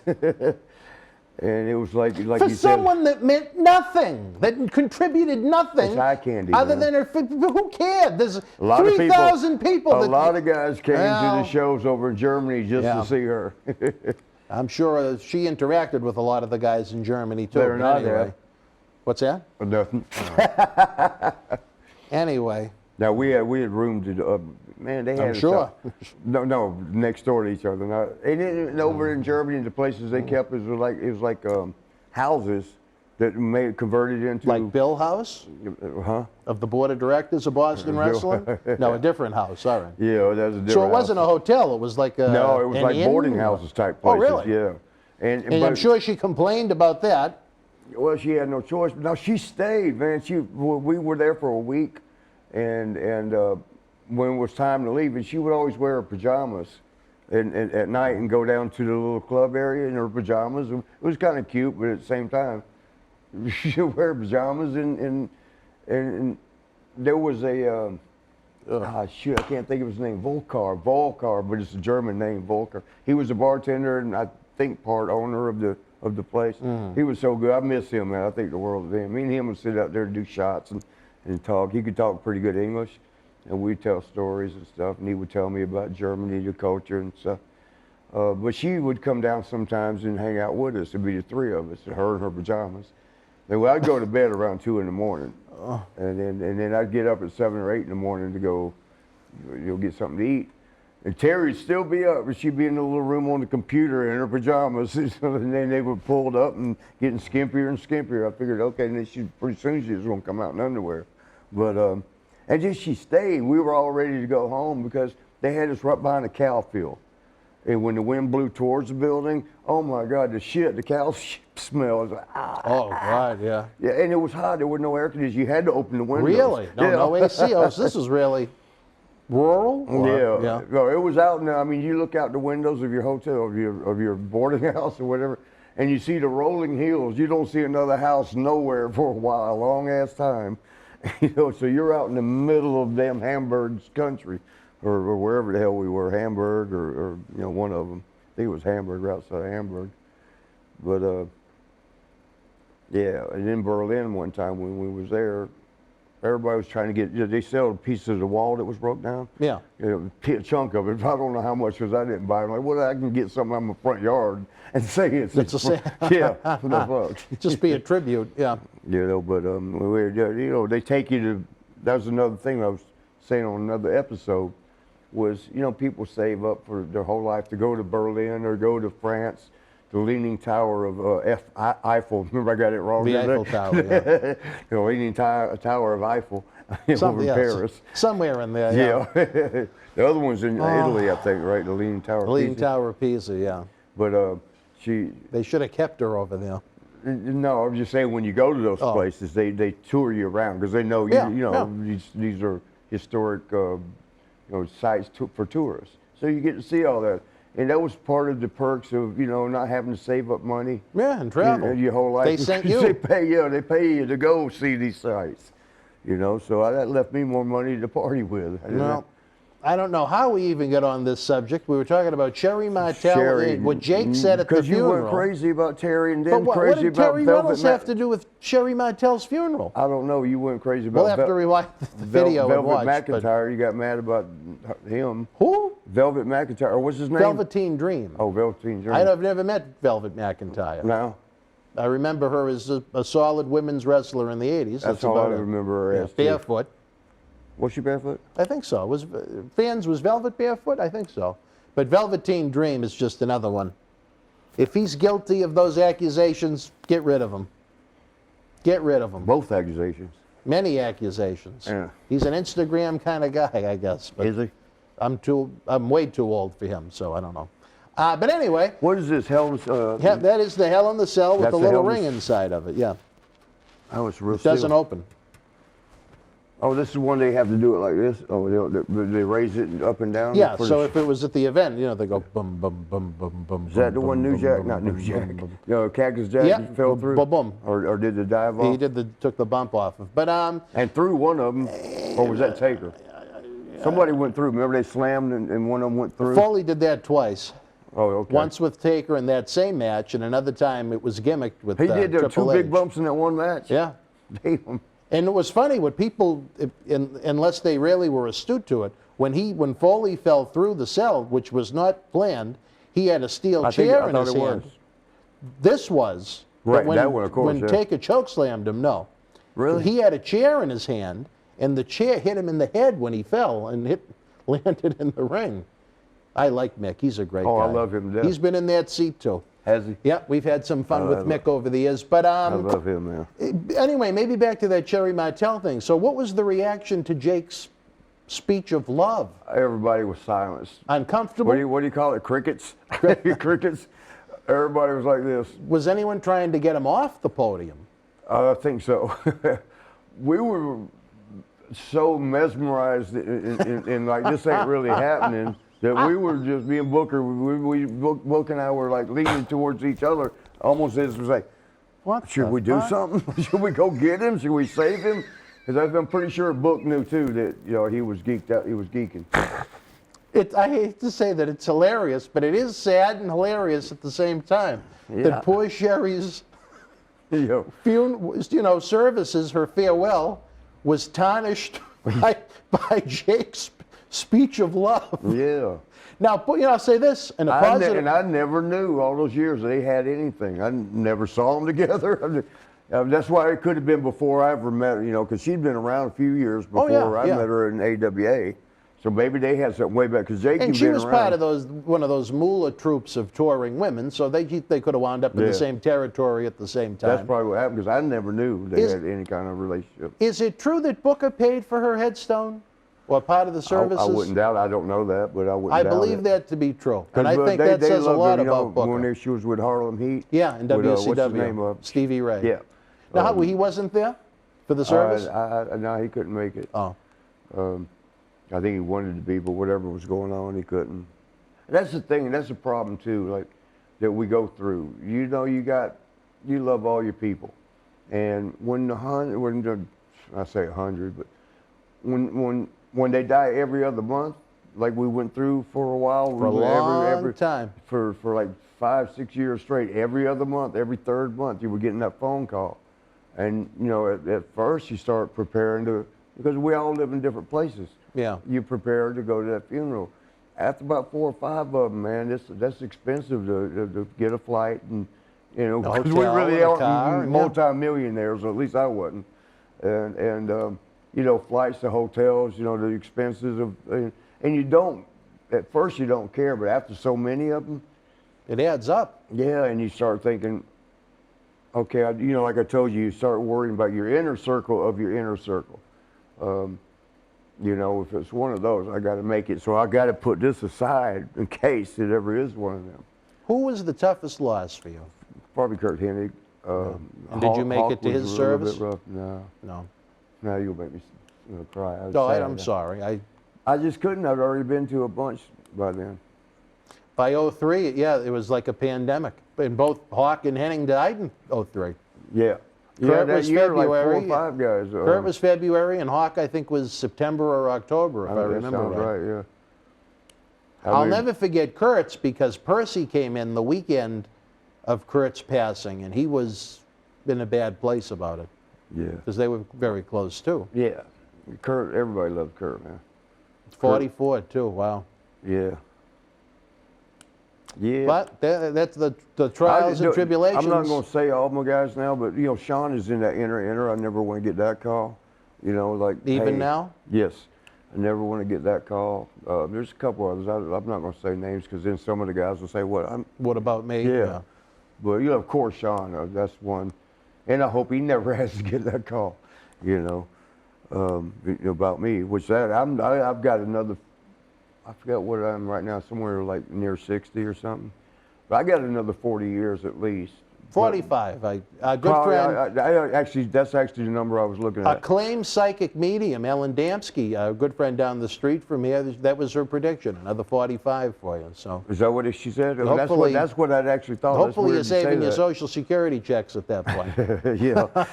But I mean, after 105, I think I've done everything. Yeah, at that point it's time. Yeah, you know, I mean, there's not no new girls. I Maybe mean, Jake will you know show what, up and- For me, being being a single and liking girls, I was to say a sex fiend. And that's not a bad day. You know, if that's the sin I got, shit, I'm single. But you know, it's always with me. Or you know, everybody's always asking, "Why don't you settle down? She looks good. Why don't you settle down? She looks good. Why don't you settle down? She looks good." It's always for me. And you see, I ain't speaking for nobody else. It's always a new look that you wonder about. And it's not so much the look as what's she gonna sound like and be like when you get to that moment, you know, in the room or wherever. Yeah. And you know, I don't know if you call it curiosity, but it's, you know where I need to go? Where? Somewhere in Star Wars land. Because you know, remember all the Wookiees or whatever, they Yeah. all look alike. They Yeah. all got the white mask and they all look alike. Then that would settle down with one person. but You like the variety. yeah, you know, it's right, always, well. you know. All right, trying to reel it back into 1989 as we got way off subject yet again. Ronnie Garvin, your flying buddy, Yeah. he lost a kind of a retirement match to Greg the Hammer Valentine and turned into Ronnie Garvin the referee. Any thoughts or memories of a kind of a bizarre scenario and a feud that seemed like it would never end between Ronnie and Greg? Almost Ronnie Garvin's entire run in WWF seemed like it was Greg and Ronnie. Well, you know, and they'd been in the business at that time about 30 years. That was what, 20 years ago? Oh, 31. 31 32. years ago. They'd already been in the business a good 15, 20 years. Yeah. So, and, you know, and then they got put together, and they both were rugged. You know, it was rugged Ronnie Garvin. And Hammers are tough, you know, nails They'd tough stiff type the of shit guy. out of each other Oh, with the God, they would chops. chop the shit out of each other back and forth and back and forth and back and forth to the point where you would take the bump for them back in the back watching it. But they would come back and blood would be almost coming out. The handprints would be all over. Each of them, both of them. And I mean, they were just raw bone rough out there, you know, beating the hell out of each other, and they come back loving it. They're happy. How so much? Did Ronnie like going from being a worker to going in, turning into a referee for several months? He didn't bitch about it because, No. you know, we rode with him, flew with him. He flew his own plane. We talked about that, I think. Because you put Yeah. shoots on Ronnie Garvin. I said, oh, don't let Ronnie right, see right. that. Rugged, what they call him, hands of stone. Don't let Yeah, him then the NWA, yeah, he was the Hands of Stone. Yeah, don't let him see that. He was a rough brother. You know, he was at the time, I was 20, it was WWF, so I was 28. I was probably 28 years old. Ronnie was right at 40. And we'd play racquetball. One of the gyms in Kansas City when we would be out there. And a couple other gyms, but they had racquetball. You know, that's a good game for sharpening up your reflexes and, you know, hand-eye coordination. And so we'd always play. I love it. I got pretty good at it. Ronnie was pretty good, but he had some trick shots. He would hit off the wall and this little arch right into the corner, and you're like, fuck, like, no, I wait for it to bounce. He was good with shit like that. I, like, zing, zing, zing, try to hit it real fast. But Ronnie would beat me, and it would upset me so much. I mean, it would be close, like you score. I don't remember how you scored. I've been so long since I played. Like 2019, I think he had to win by 2. He would beat me 2019. So he'd be right there at it. Sometimes you had to go to win by 2. It would be 30, 28 or something like that. But he would beat me, and I'm thinking, how is this 40-year-old beating me? I couldn't handle it. I was like, nah, bullshit, let's play again. He would laugh and he'd play again. But that brother at 40 years old, he might have been a little more. I might have been 30. So he might have been 42, 40, whatever it was. Yeah, he was beating my little young, and boy, I was diving. I would dive to hit one. And he was good effort, great effort. He was like, you never seen nobody play like that. Run the wall down if you have to, because I would, man. I couldn't let him beat me. I mean, I beat him. If we played a dozen times, I might have beat him twice. He beat me like 10 times. But I guess the point of all that was what an athlete, what a competitor, what in shape, raw bone, tough man Tough he guy. was. Yeah. Maybe he almost looked at the referee spot like, is that the first or the second? Second. Oh, well, thank you for bringing out the piece of paper to let me know. He did his hands. Well, I can't see. I was going to tell you. All right. Well, see, that's why it's good to have you here, Marty. You're the eyes of the team. Do you think maybe he almost looked at it? I don't know if he had any conversations while flying, but almost like a vacation. No working, no bumps. He was just out there refereeing. Pretty much. And plus, he was getting more because he would get our tickets. WWE give you your tickets for a 20-day tour. Yeah. It's a stack of it. It's thick, and a lot of times, like I say, we just take the tickets. If we were in, say, Philadelphia, and we had to, wherever we was going the next day, you would take the tickets and just hand it to the counter. What airline? That's all you need to know. You just put your tickets up there, let them find it, and you didn't even. You was like, what gauge? You didn't even care where you was going. You're so burnt out. But there was a bunch of tickets, and we'd give them to Ronnie because he would cash them in to pay for it because it's expensive flying, even the private. Now, I know the airlines up until Corona time were a pain in the ass when it came to trying to change flights. Tickets over? Yeah, was it different back then in the 80s? It was easier to do? Yeah. Yeah, it was a lot of stuff different. And it was like one of them that we used to, as a rib, it was kind of a dirty rib, and you might still can do it. I don't know. Everything has changed now after 9/11, actually. Everything changed. But if we wanted to mess with somebody real bad, I want to call it a rib because I'd be joking when I did it. But some of the guys would do it out of, like the Bulldogs wouldn't like somebody like, well, fuck Tatanka. Like the Davey boy, well, fuck Tatanka. Who the fuck I'll fix him. And he would go. We would call the airline. We all flying on the same airline. Call Delta, and say the name. Hey, Jacques Rougeau. I want to cancel my flight for today. I'll call you later when I want to. They go to get Go the to plane. check in. And no, you canceled your flight. No, I didn't. They would be for real. Like, no, I didn't. They could get angry. Because when you're trying to bullshit, you can't get as angry because you're lying. But when that was like Sean when Kurt poured the Dynaball, the steroids in his damn protein powder. Sean was raising hell because he knew he didn't take nothing. He tested positive for it. Bulldog did that to Tatanka? Yeah, well, to somebody. I said, I didn't say who he did it to. I did, didn't I? Yeah. I said Tatanka. Well, when Tatanka is going to be joining us in the studio, we'll run that one by him. Yeah, see if he give me a recalls. hug, man. He's got some stories. Does he? Okay, yeah, he good. should. Well, if he remembers them. Because we got so many damn stories. That's why with the Barb story, it was like when Tony was doubting it, I had to second guess. Like, wait a minute, it was Barb, wasn't it? And to this day, I still say I think it was, but it might not have been. It might not have been. All right. Well, anything more to that rib as far as the phone calls go? You said it was a dirty rib. Well, yeah, Cruel. what I meant is like that fucks them up because they got to get the next flight. They got to get to the next city, and they may not make the show, so that's dirty pool right there. You don't want to do that. But we just thought it was funny, Fucking with someone's career, it's hilarious. No, we didn't intend on missing the show. We just made them have to wait a couple hours for the next flight. There you go. Just delay their day. All right, wrestling fans, we're running out of time on this one. As always, we thank you for joining us. If it's Thursday night during the premiere, hopefully you're chatting away with us. And don't forget, the Super Chat is open.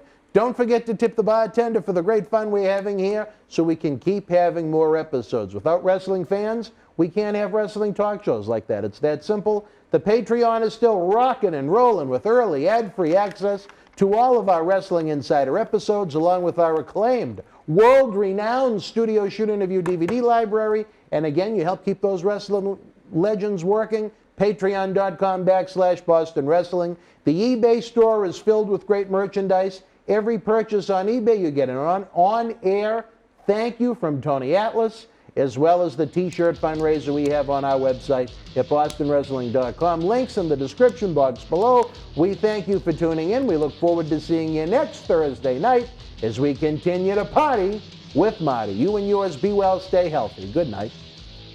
The World Wrestling Federation was live at Telford Arena in Telford, England, Friday, March the 25th, 1994. In the opening contest, Quang beat Coco Beware. Earthquake with the win over IRS. Diesel defeated the 1-2-3 Kid. Bam Bam Bigelow victorious over Tatanka. Jeff Jarrett beat Doink the Clown. WWF Tag Team Champions the Quebecers retained the titles over Men on a Mission. And in the main event, WWF World Champion Bret Hitman Hart retained the title over Owen Hart. If you were in Telford live, share your memories in the comments section below. Use the links in the description box to keep Wrestling Legends working in our eBay store and on our acclaimed Patreon streaming service so we can bring you more interactive superstar shoot interviews to relive the good old days of professional wrestling. Check it out. Boston Wrestling Sports in the MWF explodes into a new year with professional wrestling content galore and need you to join our family. Every Tuesday night at 10 p.m. after our Monday Night Raw review, it's Wrestling Insiders at your house with WWE Hall of Famer Mr. USA Tony Atlas. Wednesday nights at 10 p.m. after NXT and AEW, join rotating legends on Wrestling Insiders Special Edition. Every Thursday night at 10 p.m. after our NXT and Dynamite review, it's Marty Jannetty's no-holds-barred sex, drugs, and rock and roll journey on Wrestling Insiders Party with Marty. Friday night after SmackDown, don't miss John Cena Sr.'s Wrestling Insiders Fabulous Fridays. Plus, look for classic clips, history videos, bonus live episodes, pay-per-view watch-alongs, and more. For less than a cup of coffee at Starbucks, get early ad-free access to our Wrestling Insider talk shows, our acclaimed studio shoot interview DVD library, and help keep wrestling legends working during the worst of times. Join our growing family at patreon.com/Boston Wrestling. Always fun to have Marty with us, folks. Join us for new episodes of Wrestling Insiders Party with Marty every Thursday night at 10 p.m. Our Saturday night continues, the Week in Review, with the man whose dome lights up when the Thunderdome goes dim on SmackDown Friday nights. I'm talking about Majo Ouellette's main squeeze, Mr. John Cena Sr. Johnny's traveling right now. He'll be joining us from the island of Hawaii for some great wrestling talk, including Andrade's WWE release, AEW's landmine match Bomb, the road to WrestleMania 37, and more. As they used to say on The Tonight Show, here's Johnny. Here he is, the man that main evented Raw with Randy Orton, old J-Fab himself. At one of the Cena estates around the globe. That is correct. It's the springtime. You know, the snow is melted here, but you wanted warmer climates. Which one are you at this week? Well, believe it or not, I'm in Oahu, Hawaii. Well, it sounds like you're about that far away from the phone right now. Well, I have to because I had to walk over to the coconut tree. All right. And how many lovely ladies are with you in Hawaii? Listen, I don't think that's any of the wrestling world's business. All right. Well, you don't even need to worry about the flowers to worry about a lay, but that's a different story for a different time. Oh, Johnny, the road to WrestleMania is heating up. Things in the studio are heating up. Wrestle House is heating up. I mean, by the time this episode airs, we've already announced 3 great guests, Johnny, from different eras, different eras, I guess is the best way to put it. I think in what's going to be a very interesting appearance, very interesting interviews that we're going to be taping WrestleMania week. We're going to have JTG of Crime Time with us, especially with what happened last year. I think it's going to make for a very interesting discussion. And, of course, he'll be available for a cyber autograph signing as well. WrestleMania weekend, I know team with your son in the past on WWE television. Crime Time and John had a little fun together. I'm really looking forward to it. sounds like it's going to be one heck of a time. You never know. I might show up. Well, another individual that's disappointed that you won't be there, that'll be joining us, is your longtime friend, Dutch Mantel, Zeb Coulter. If I'd known when Dutch was going to be there, I'd have booked a flight. All right. Well, and if that wasn't enough, Johnny also added to the Wrestle House. We've traveled the roads with him. He was with us WrestleMania weekend in New York City, the Big Apple. He was with us down the street at Memorial Hall to try and incite some wisdom into the up-and-coming hungry young athletes of this great sport. WWE Hall of Famer Gerald Briscoe will be joining us at the Wrestle House. I tell you what, I think so far your lineup is unbelievable right now. Gerald Briscoe, nothing but fine words, just like Dutch Mantel. Two men who understand this business and have been in it for an awful long time. I tell you, you're making me want to buy a ticket now. Well, I'm telling you, our Wednesday night Wrestling Insider Special Edition program is really going to be heating up this spring into the summer with all of these new guests that we're going to be having, all of these new topics, all of these new points of view. And that's not all, because we're continuing to probably talk to 12 to 15 guys. The problem is trying just to nail down the schedule over the 5 days we're going to be taping there, where there are so many different activities that go on WrestleMania week outside of WrestleMania itself, as you know. Well, you know what? I'm just interested in the biggest show of the year, WrestleMania. And I can't wait for this Wrestle House. I think it's going to be outstanding. Well, the good thing is, Johnny, even if you can't make it to Tampa, as we noted, the interviews are going to air throughout the spring. But at each session that we do a taping with one of these stars, every one of them is going to do a live cyber autograph signing. So if you want to pop in online and say hello, you're welcome to. For the fans at home, if they want to be kind enough to help Wrestle House come to life, they can always send a little super chat. They can get an autograph photo, and we're going to have a lot of fun interacting with them live for a little bit. But, you know, Johnny, one thing that people like about our programs is how organic and how honest they are. Some might say, even though you're not the oldest superstar of our regulars, you're almost like the father of the house, so to speak, sometimes, as far as the respect level that's given to you. You and I haven't even discussed this, but it's almost breaking news as it kind of erupted yesterday. But, Johnny, a little wisdom, maybe a little point of view on what I should do with the Hall of Famer, Mr. USA Tony Atlas. My heart has crumbled. Crumbled. What happened? Well, Tony has been, he's had a lot going on up in Maine, which is very well documented. Yep. And he said he couldn't make it down to the studio, which is, like with yourself, 100% understandable. But, for 2 weeks, for something that he was paid for well in advance, we haven't even been able to set up time to do it over the phone. And, the fans were heartbroken, and my heart is broken. Because as Tony has said, and I'm not trying to Barry Horowitz myself, pat myself on the back too much, but Tony has said on these shows many times that, anytime he's ever been in a rut, I've been the first one to help him out and open my wallet. And I'm not saying that to try and make myself look good. I'm just trying to make people understand why it hurts so much that, who knows? I mean, the personal appearance that I set him up for over the weekend, he made that fine, so that's a good thing. So at least we know it's not a serious situation, but, maybe there's more going on than meets the eye in his head. As Dr. David Reese says, depression can be a tough thing. He's been dealing with his wife in the hospital for almost 2 years now. But, I hate to let the fans down. And the fans have come to expect, they've come to love Tuesdays with Tony.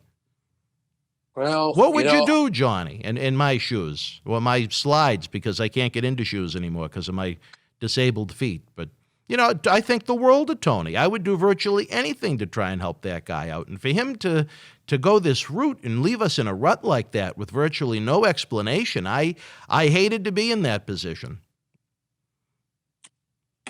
You're a wise soul, Johnny. Wow. I got to tell you. I know he's got a few years on you, but no, I think what's going to happen here is, I think first of all we've got to find out why. Knowing Tony the way I do, he doesn't blow people off. Yeah, that's not Mr. Atlas US, Tony Atlas USA. That just strikes something's wrong here. I don't know what to say. If he made the show that you set him up for, that's one thing. It might have been close enough for him. Well, it was in Jersey, so he had a little bit of a commute. He had a little bit of a trip, yeah. I don't know if his wife Moniz is still doing okay. whether he's, got to be there for her. What's the chances of contacting him and getting a direct response? I have for the better part of 2 weeks, I've tried, Johnny. I've tried. Once I ran out of content, I told him, I said, if you can't come down, I understand that. I said, but all we have to do is, look at what you've already been paid in advance and subtract that from what we can do over the telephone. And then the communication became almost nothing other than what he needed for the personal appearance information and some of the artwork information. As he's, we try and help with drawings and so on with him. So yeah, it's tough. I don't want to be mad at Tony. I think the world of Tony. I wouldn't be mad at Tony Atlas. Who would you be mad at then? Well, it's not like there's an issue. What that issue is, I don't know. Patience, is that what I need, you think? What's that? A little patience? Patience and understanding, and I don't know if something was said. To me, when something like that happens, either somebody's offended, upset, somebody's done something that's not quite right, or there's extenuating circumstances.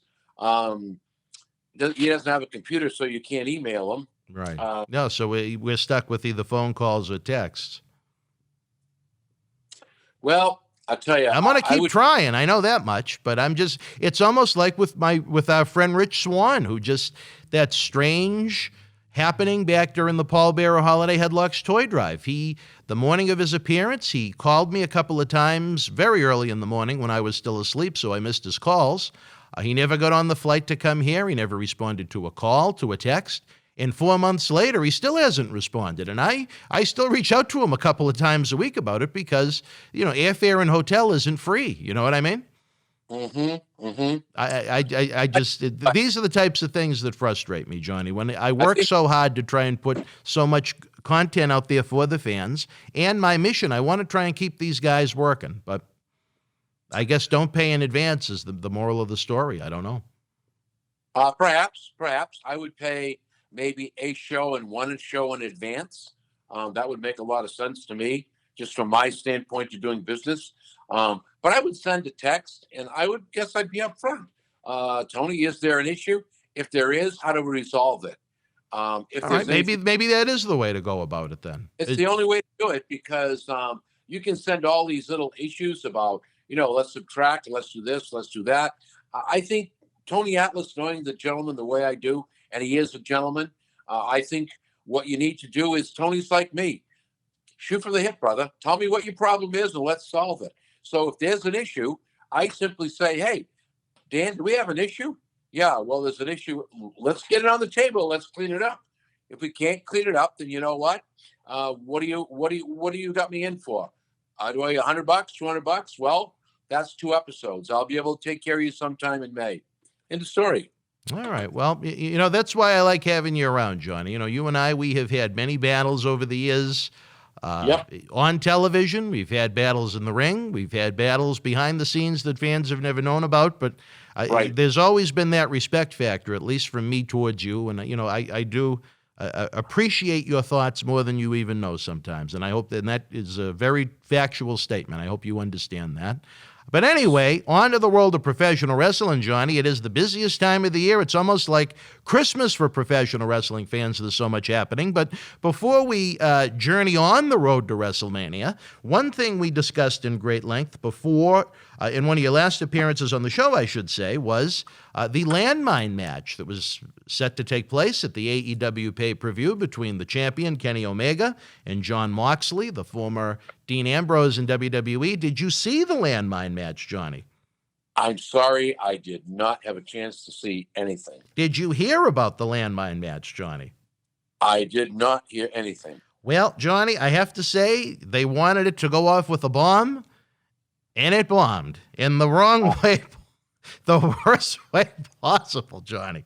Oh, my God. It was set up to, it was on a 30-minute timer, and it was set to explode, like you've probably seen the matches with Oneida and Cactus Jack and Terry Funk and those types over in Japan. And It just Oh, just as the countdown was going off, Moxley's former best friend / enemy, now friend again, Eddie Kingston, ran to the ring. He jumped on him like they were in war, trying to save his life. And what went off were what looked like about 30 sparklers and a few little smoke bombs that the kids try and set off in high school. It was one of the biggest disasters in the history of wrestling pay-per-views as far as a climax go to something that was built up. And I have to say, the match itself was excellent. It was brutal. It was violent. It was bloody. You know, those guys were torn apart by that barbed wire. And the finish, I mean, it looked like something that an elementary school kid put together. I'm going to have to find a YouTube link and send it to you because I want your honest opinion on it. I'd like to see it. Now, if you don't find it, I'm going to find it because you know what? That's awful embarrassing because in my opinion, and it's only my opinion, when you build a company up to the level that AEW has built themselves to and then put this kind of stuff on TV, man, you just lost 10 points. I tell you, you know what? I imagine with the build to this match, I'd go out and I'd bet a good chunk of change. This did the highest pay-per-view buy rate yet to date. And again, they did everything right up until the bell rang to end the match.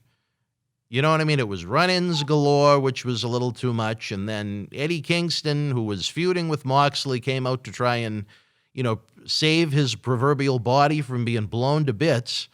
And I mean, you had literally little sparklers and little smoke bombs go off. I mean, there was literally, but to make it even worse though, Johnny, after you had these little 4th of July sparklers and smoke bombs go off, they had a medical team run to the ring to try and help the two of them when absolutely nothing of medical consequence happened. It was bad. And then I think, and probably a move they regretted after the fact, they do media gatherings after the fact online. Tony Khan tried to come up with the excuse being, well, the reason that happened was Kenny Omega really didn't want to blow John Moxley up. So because Kenny Omega supposedly created this landmine, he built it himself, and I guess he didn't want any life damage done to Moxley. So instead of just saying, you know what, we fucked up, it wasn't good. Well, I think that, okay, now that I have the Tony Khan side of the story, I can understand what they're trying to pull off here is that Omega wanted to make it look so dangerous that Moxley believed his life was truly in danger, and Omega, believing and understanding what a precious commodity he is to the wrestling world, simply said, okay, we're going to blow you up. And when I blow you up, it's going to be the end. But the finale was, ha, ha, ha, joke's on you. But really, unfortunately, the way it worked, from what you're telling me, the joke was on AEW and the fans that paid to see it. And, that would have a little logic to it, but there were bombs that were going off during the match. If they'd hit certain areas, there'd be a little explosion or there'd, a little fire. It was just unfortunate for them because they put a lot of work into it. You can't fault the effort of the athletes, but whoever decided to, it wasn't a WWE level production as far as the special effects go. Let's put it that way. Well, you know what? When you say it bombed. And in all the wrong ways. Well, I guess they'll know how bad it was by the response of the fan community. And it has not been good. And that's unfortunate because even that AEW fan base that is very, very, very almost overly loyal, I might say sometimes, that they can see almost no wrong in what AEW does, even they were rough on the climax, so to speak. As they should be. I mean, let's face it. That's like advertising a barbed wire match, and then you use chain link fence. Yeah, it just good analogy. Sense. Yeah, does not make sense. And so if you promise the fans something, look, Khan, Cody, Omega, they've all been in this business long enough to find the best special effects person in the world who would have made that look like a big explosion, yet protected the people that were involved. Take a look at the Vince exploding limo. Oh, exactly. Yeah. Yep. No, got to give credit to McMahon, boy. I'll tell you, the man knows how to do it and do it right. It was just, again, a shame. You don't want to sit there and knock their efforts because the athletes, I mean, what they put their bodies through during the match was unbelievable. But and what's the one thing everybody's going to remember, unfortunately? They're going to remember It's the finish. the ending, right? Yeah, the finish. That's the sad part. Well, you know what?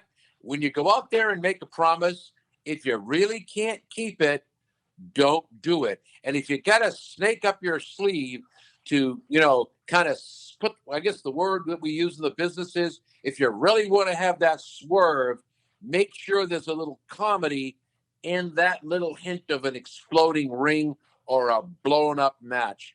Just don't go out there and promise me that this thing's going to blow up, because that could have been wrapped around Moxley as the ring maybe came apart. The canvas folded, which would have been protection for Moxley. Let the ring blow around the sides. Do it the right way. At least give me what I asked for. They went to the lengths of having the referee in a hazmat outfit, Johnny. All right, now I really, I've got to see it. That's horrible. Just disappointing, I guess, more than horrible. But you know what? WWE, they've had a couple of clunkers over the years themselves, but nothing to this length. Nothing. I've never seen anything be that disappointing. I'm sure. What are you going to do? Whoever the writer or the creator of that match was, the producer, because like WWE, when I did the Randy Orton thing and the Edge thing, Bruce Pritchard was the producer there. Arn Anderson was the guy that put together the Orton thing. My whole thing just says somebody's ass is in a sling. And I would say, to me, it would be the special effects department or whoever it was that would be responsible for the explosion. The athletes, I mean, you can't even fault an agent. I mean, all they're going to do is instruct the wrestler to do, how they want things to be executed for that pay-per-view. The wrestlers did what they were instructed to do. I think someone should have been smart enough to say, to call an audible and say, okay, let's not send out the paramedics when nothing exploded. You know what I mean? And acted like the two of them had died. But again, I'd like for you to see the match itself and see what you think. There's got to be YouTube clips of it galore. But anyway, Johnny, on to the road to WrestleMania. Did you get on the fast lane this past Sunday night for what was a moderately good pay-per-view? I did not get on you the missed fast. You got on the fast lane to L.A. to see Majo. No, I was on the fast lane to Newton, New Hampshire, Exeter, New Hampshire, to see Moniz. All right. Well, another very lovely lady that is one of our favorites here in Boston wrestling, the MWF. I tell you this, Edge seems to be a man conflicted right now, Johnny. He was the guest enforcer for the Daniel Bryan, Roman Reigns matchup. And he went to town with a steel chair on both of them, which I think, unfortunately, is going to lead to a triple threat match at WrestleMania. And I don't like triple threat matches at WrestleMania. I like one-on-one matches. It will either lead to a triple threat or it will lead to a serious injury before WrestleMania to one of the individuals who seeks to take the title off of Roman Reigns. I'm believing that Bryan is going to be injured to the point they may announce a three-way, but Bryan may be injured to the point where he cannot compete. I like what you're saying to me, because what they're really doing now is they're bringing back the favorite person that I had so much fun with, the R-rated superstar. That's exactly how he acted in the past. You could never trust him. You never knew what he was going to do. And when he lost it, he lost it. I tell you, it wasn't the best pay-per-view I've seen in WWE history, but what a fantastic, fantastic match that Roman and Daniel Bryan had. with Edge as the guest enforcer, and one of the, in my opinion, one of the most underrated talents in the company right now with the work he's done in the singles rank over the past 6 or so months. Jey Uso getting involved as well. I think what Uso has done is just absolutely phenomenal since Jimmy was injured, as opposed to a tag team where usually one member doesn't do much when one is out. The WWE really got creative, and what they've come up with for Jey Uso has just been A-plus work as far as it goes in my book. Not that my book means all that much, but you know what? It's my book nonetheless. So very interesting scenario to see how it's going to play out for the SmackDown Championship, the WWE Universal title match at WrestleMania. Also, and I know you and I, we've discussed about doing a much bigger preview of WrestleMania on Friday, April 9th, when we're, well, it'll air while we're down at Wrestle House, but not to go too in-depth on the entire show itself, Johnny, but you have on the Raw side, Bobby Lashley defending the WWE Championship in what I consider to be kind of a flat, disappointing match against Drew McIntyre, a man who the two of them clashed for the championship less than a year ago on pay-per-view. See, that's something that redundancy is not good, because we know that McIntyre, I don't think, is going to go over. You don't think so? No. I say it's a given. No. Let me tell you, I hope I'm 100% wrong. Bobby has waited since 2007 to have this moment as the champion. He's badass. He's believable. He's legit. He's the real deal. He's not too far off par than to Brock Lesnar, in my opinion. I think Bobby should be given the chance to have a very lengthy run, but in my opinion, and it is not something that I was told by anyone or a scoop or someone that I'm betraying in WWE that told me something in confidence, I believe, just through general observation, they are going to want Drew McIntyre to have his moment in the sun, no pun intended, with the event being in Tampa, Florida, to have him win that championship in front of 25,000 strong at Raymond James Stadium. Again, the problem with that is they did it. You know what I mean? They had him squash Brock Lesnar in a very effective manner last year at WrestleMania. He had several great months as champion, and then they had that ball, and they just completely dropped it by having him lose not once but twice. If they follow form, which it seems like they always do, they built McIntyre built him up to be the man. You know, they built Braun Strowman up to be the man. And what happens is the man never really gets to the pinnacle where they belong. Somehow there's a writer or writers that forget who they are. They fade to the background. I'll tell you right now, Lashley is hot. Lashley is good. Lashley brings to the title what it needed all along, just what Roman Reigns is bringing to that title, what it needed all along. So you might say an attitude adjustment. So my whole thing is I'm putting my money on Bobby Lashley.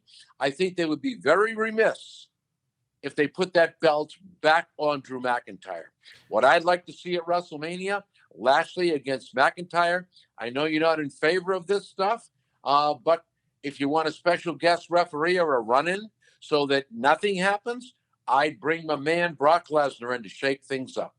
That would be the surprise of surprises. It'd be a cool WrestleMania moment. Yep, and let it go from there. But you know what? Please, don't let this bubble bounce back and forth. Give the man a chance. It's too, where they just put it on him, it's too soon to take it off him, in my opinion. Well, that's why it doesn't mean anything. It's a rubber band title. Yeah. Well, no, you know what?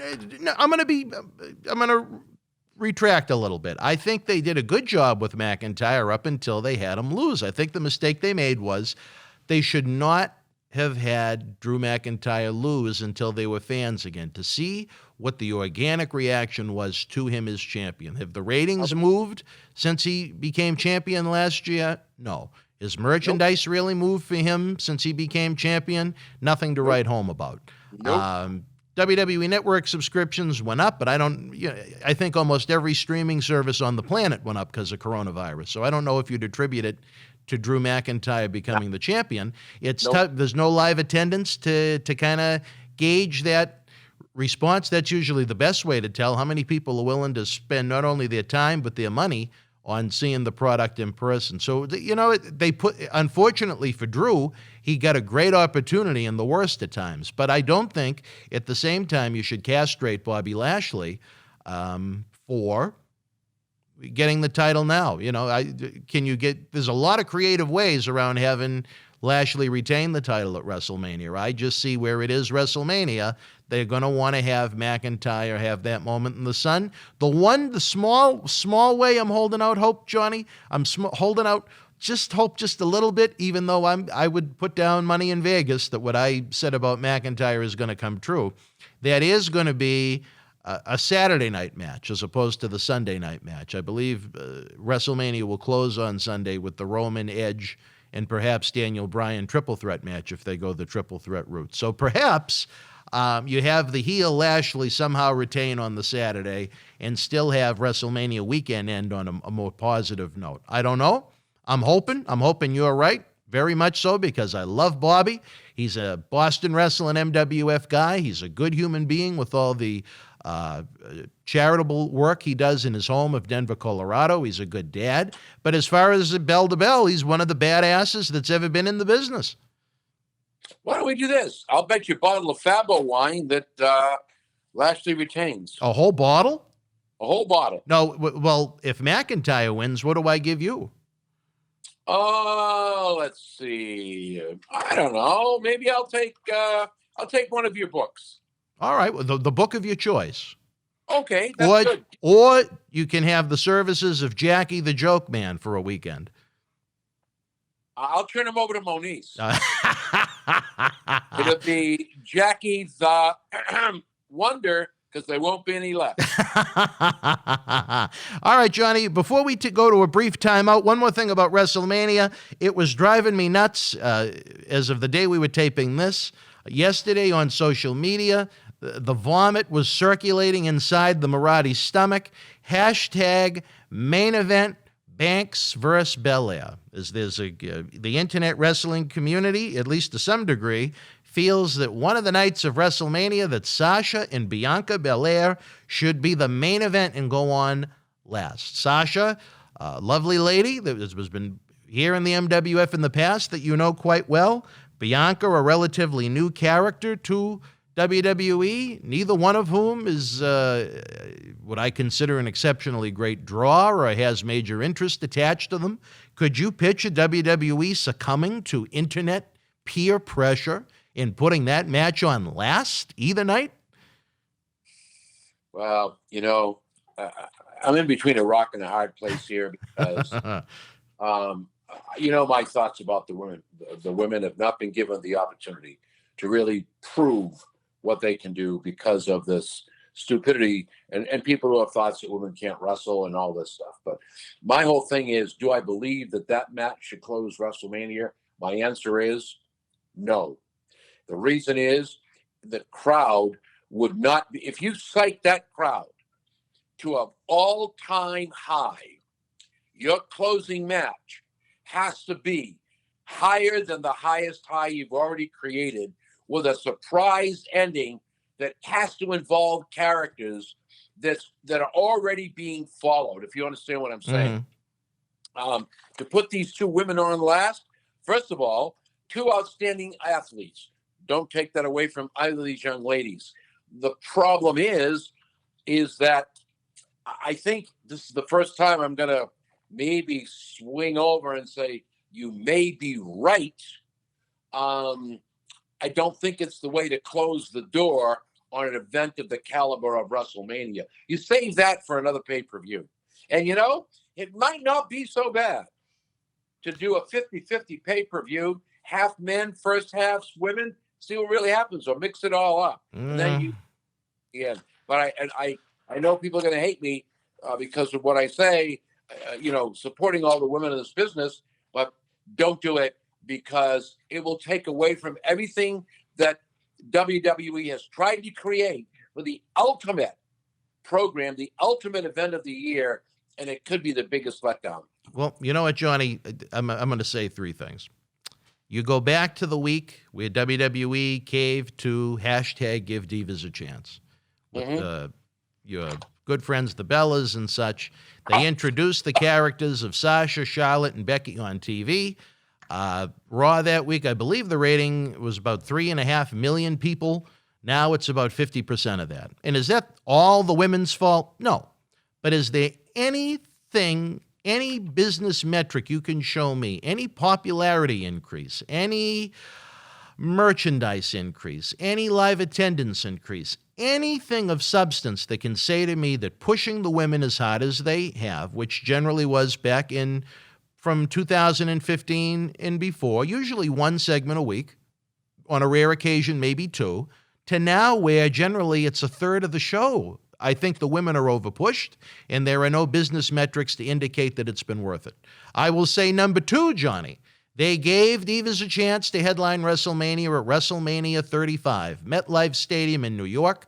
I was lucky enough, thanks to some wonderful people, to be in the friends and family section of this show, as it ended with Ronda Rousey defending the championships against Becky Lynch, Charlotte Flair. Both titles were on the line. The first time the women had ever headlined the event. One was going to leave as dual champion. They gave them every prop leading up to the event, allowing the women to swear and use all kinds of weapons and have police involved, and they did everything humanly possible, things they wouldn't even let the men do to try and get the match over to be a WrestleMania caliber finale. And those fans left that stadium so disgruntled, so flat, bored. They sat on their hands for most of the match. They were disappointed in what was a very good women's match, but not a WrestleMania finale caliber match. And I will say one more thing in my final thought before we go to the timeout, Johnny, and of course I'll always allow you to respond since it is Fabulous Fridays. I don't think Sasha Banks or Bianca Belair are anywhere near where they'd need to be as far as being over with the fans to close out either night of WrestleMania. I pass the baton to you, sir. Well, I'll say this, my friend. I agree with your last comment. I don't think they've worked, nor is Charlotte Flair, nor is some of the other individuals that you referred to. I don't think any woman, because of them being held back in some of this corny writing, has reached the status that is required and the level we're looking for at WrestleMania to close out the event. I can disagree with some of what you said. What do you disagree with? I'm interested. Well, let's put it this way. When you make a comment about, well, it was 3 million, now it's half of that. Well, you know what? When it was mostly all men and the shit was hitting the fan, to put it bluntly, where people were turning away from WWE, looking for another product, what was your excuse then? Oh, well, poor writing. Well, maybe people were just tired of watching WWE. Oh, and you know what? And I did just say that a minute ago. I said that's not the only reason it's gone down, but they've done nothing to help. No. But I think at the same time, they really, really, really have not, in my opinion, pushed these women the right way. They've kind of forced, okay, we're going to do this great WrestleMania match. It's going to be both titles on the line. We're going to let you do this. No. Everything needs a gradual build. Everything needs even a plant when you plant it. And that's what wrestling storylines should be all about, but they're not. You put that seed in the ground, you nurture it, it sprouts, and you continue to feed it so it grows, and then it reaches its maturity and blossoms. They don't seem to do that. They just seem to be the guy in the race car or the woman in the race car. We're going to get to the first base no matter how the hell we get there, whether it makes sense or not. First, I think they're going to do a disservice to Sasha and the young lady to put them in the closing matches of WrestleMania. You can't. I just hope it doesn't happen. Well, you know what? It's a bad idea. You've got a great man to lead the troop. That's Vince. You've got Paul Levesque right there. You've got Stephanie McMahon right there. Stephanie has blatantly said, and justly so, the women's time has come. If that's the case, then let's do a planned involvement to make it work, to nourish it, so people will take an interest into it. You just can't push ahead.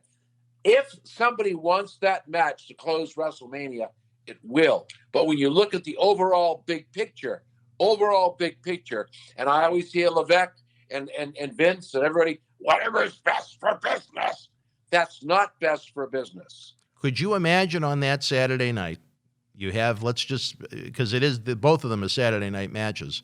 Could you imagine that following what would be a very hard-hitting match, I imagine, between Lashley and Drew McIntyre? You can't. Yeah. You can't. That's what I'm saying. It's a disservice to the two women who have proven they can wrestle. And I know you say, oh, Sasha does this and she does that. My little girl with the Q is going to whip her death out of her with that. It's very, very, very difficult. It's like following it. It would be like me being a top comedian, having Dolph Ziggler try to follow me. And that's a very poor analogy because Ziggler's hilarious when he does his show. But it just doesn't work. You've already put me at a disadvantage. So when you bring the damn water up high, I've got to go to the next level to almost make that overflow. You're asking the impossible because I can't go out and bleed. I can't go out and break through a table. I can't do this because it's already been done. Yeah. Not good. Not good. And you know, Johnny, for the fans at home that say, oh, Dan Morati, you hate women's wrestling, blah, blah. I'll say this, on the Raw side, I think the Raw Women's Championship match has the potential to be very good as Asuka defends the Raw Women's Championship against Rhea Ripley, replacing Charlotte Flair, who is out of commission. But we're going to talk more about that on the flip side. But I think Rhea Ripley and Asuka could really tear the house down on the Sunday. Okay, so now let's look at where they're going to put that. Okay. And if we took the same two individuals that were talking about possibly closing out the show, if we position them correctly, either as the second or third match, a match before, How about a hot open? Open Yeah, with one of the that'd be women's great. title matches. Now, That'd that be would be great. different and a little interesting. They opened with Lesnar and Seth Rollins the year they put Rousey and the girls on last. Why not open with a women's title match? I You think took the words right out of my mouth. I think I would not do that with Sasha because I think there are limitations as far as both of them go. But I think Asuka and Ripley, I think if you opened up the Sunday night WrestleMania with those two, I think they could have a very hot match, and I think they could get the crowd going because Ripley, I think, is solid, but I think Asuka, and this is a compliment, it is not meant as some kind of a gender insult. This is a terminology that we use in wrestling. Asuka goes out there and she works like she's one of the boys, and I think she's the best. Well, there are a lot of women out there that work like, as you put it, some of the boys. In WWE? Yeah, I think you got some good there. I just Other think than that- maybe Charlotte, who else are you going to put in that category? Well, here's the deal. You take a look at Note your you have male- no answer, but go ahead. No, what do you mean I have no answer? My question to you is who else in the women's division in WWE on either brand goes out there and works like one of the boys? Lana? Dana Brooke? Mandy No. Rose? Big No. Nia Jax? Maybe. Nia?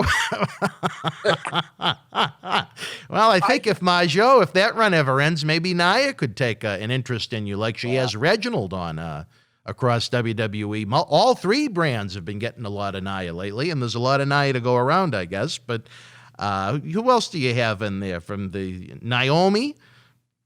I mean, No, definitely who not am I that. missing, Johnny? But you see what you're really saying is it's not that they can work at the same caliber as the men.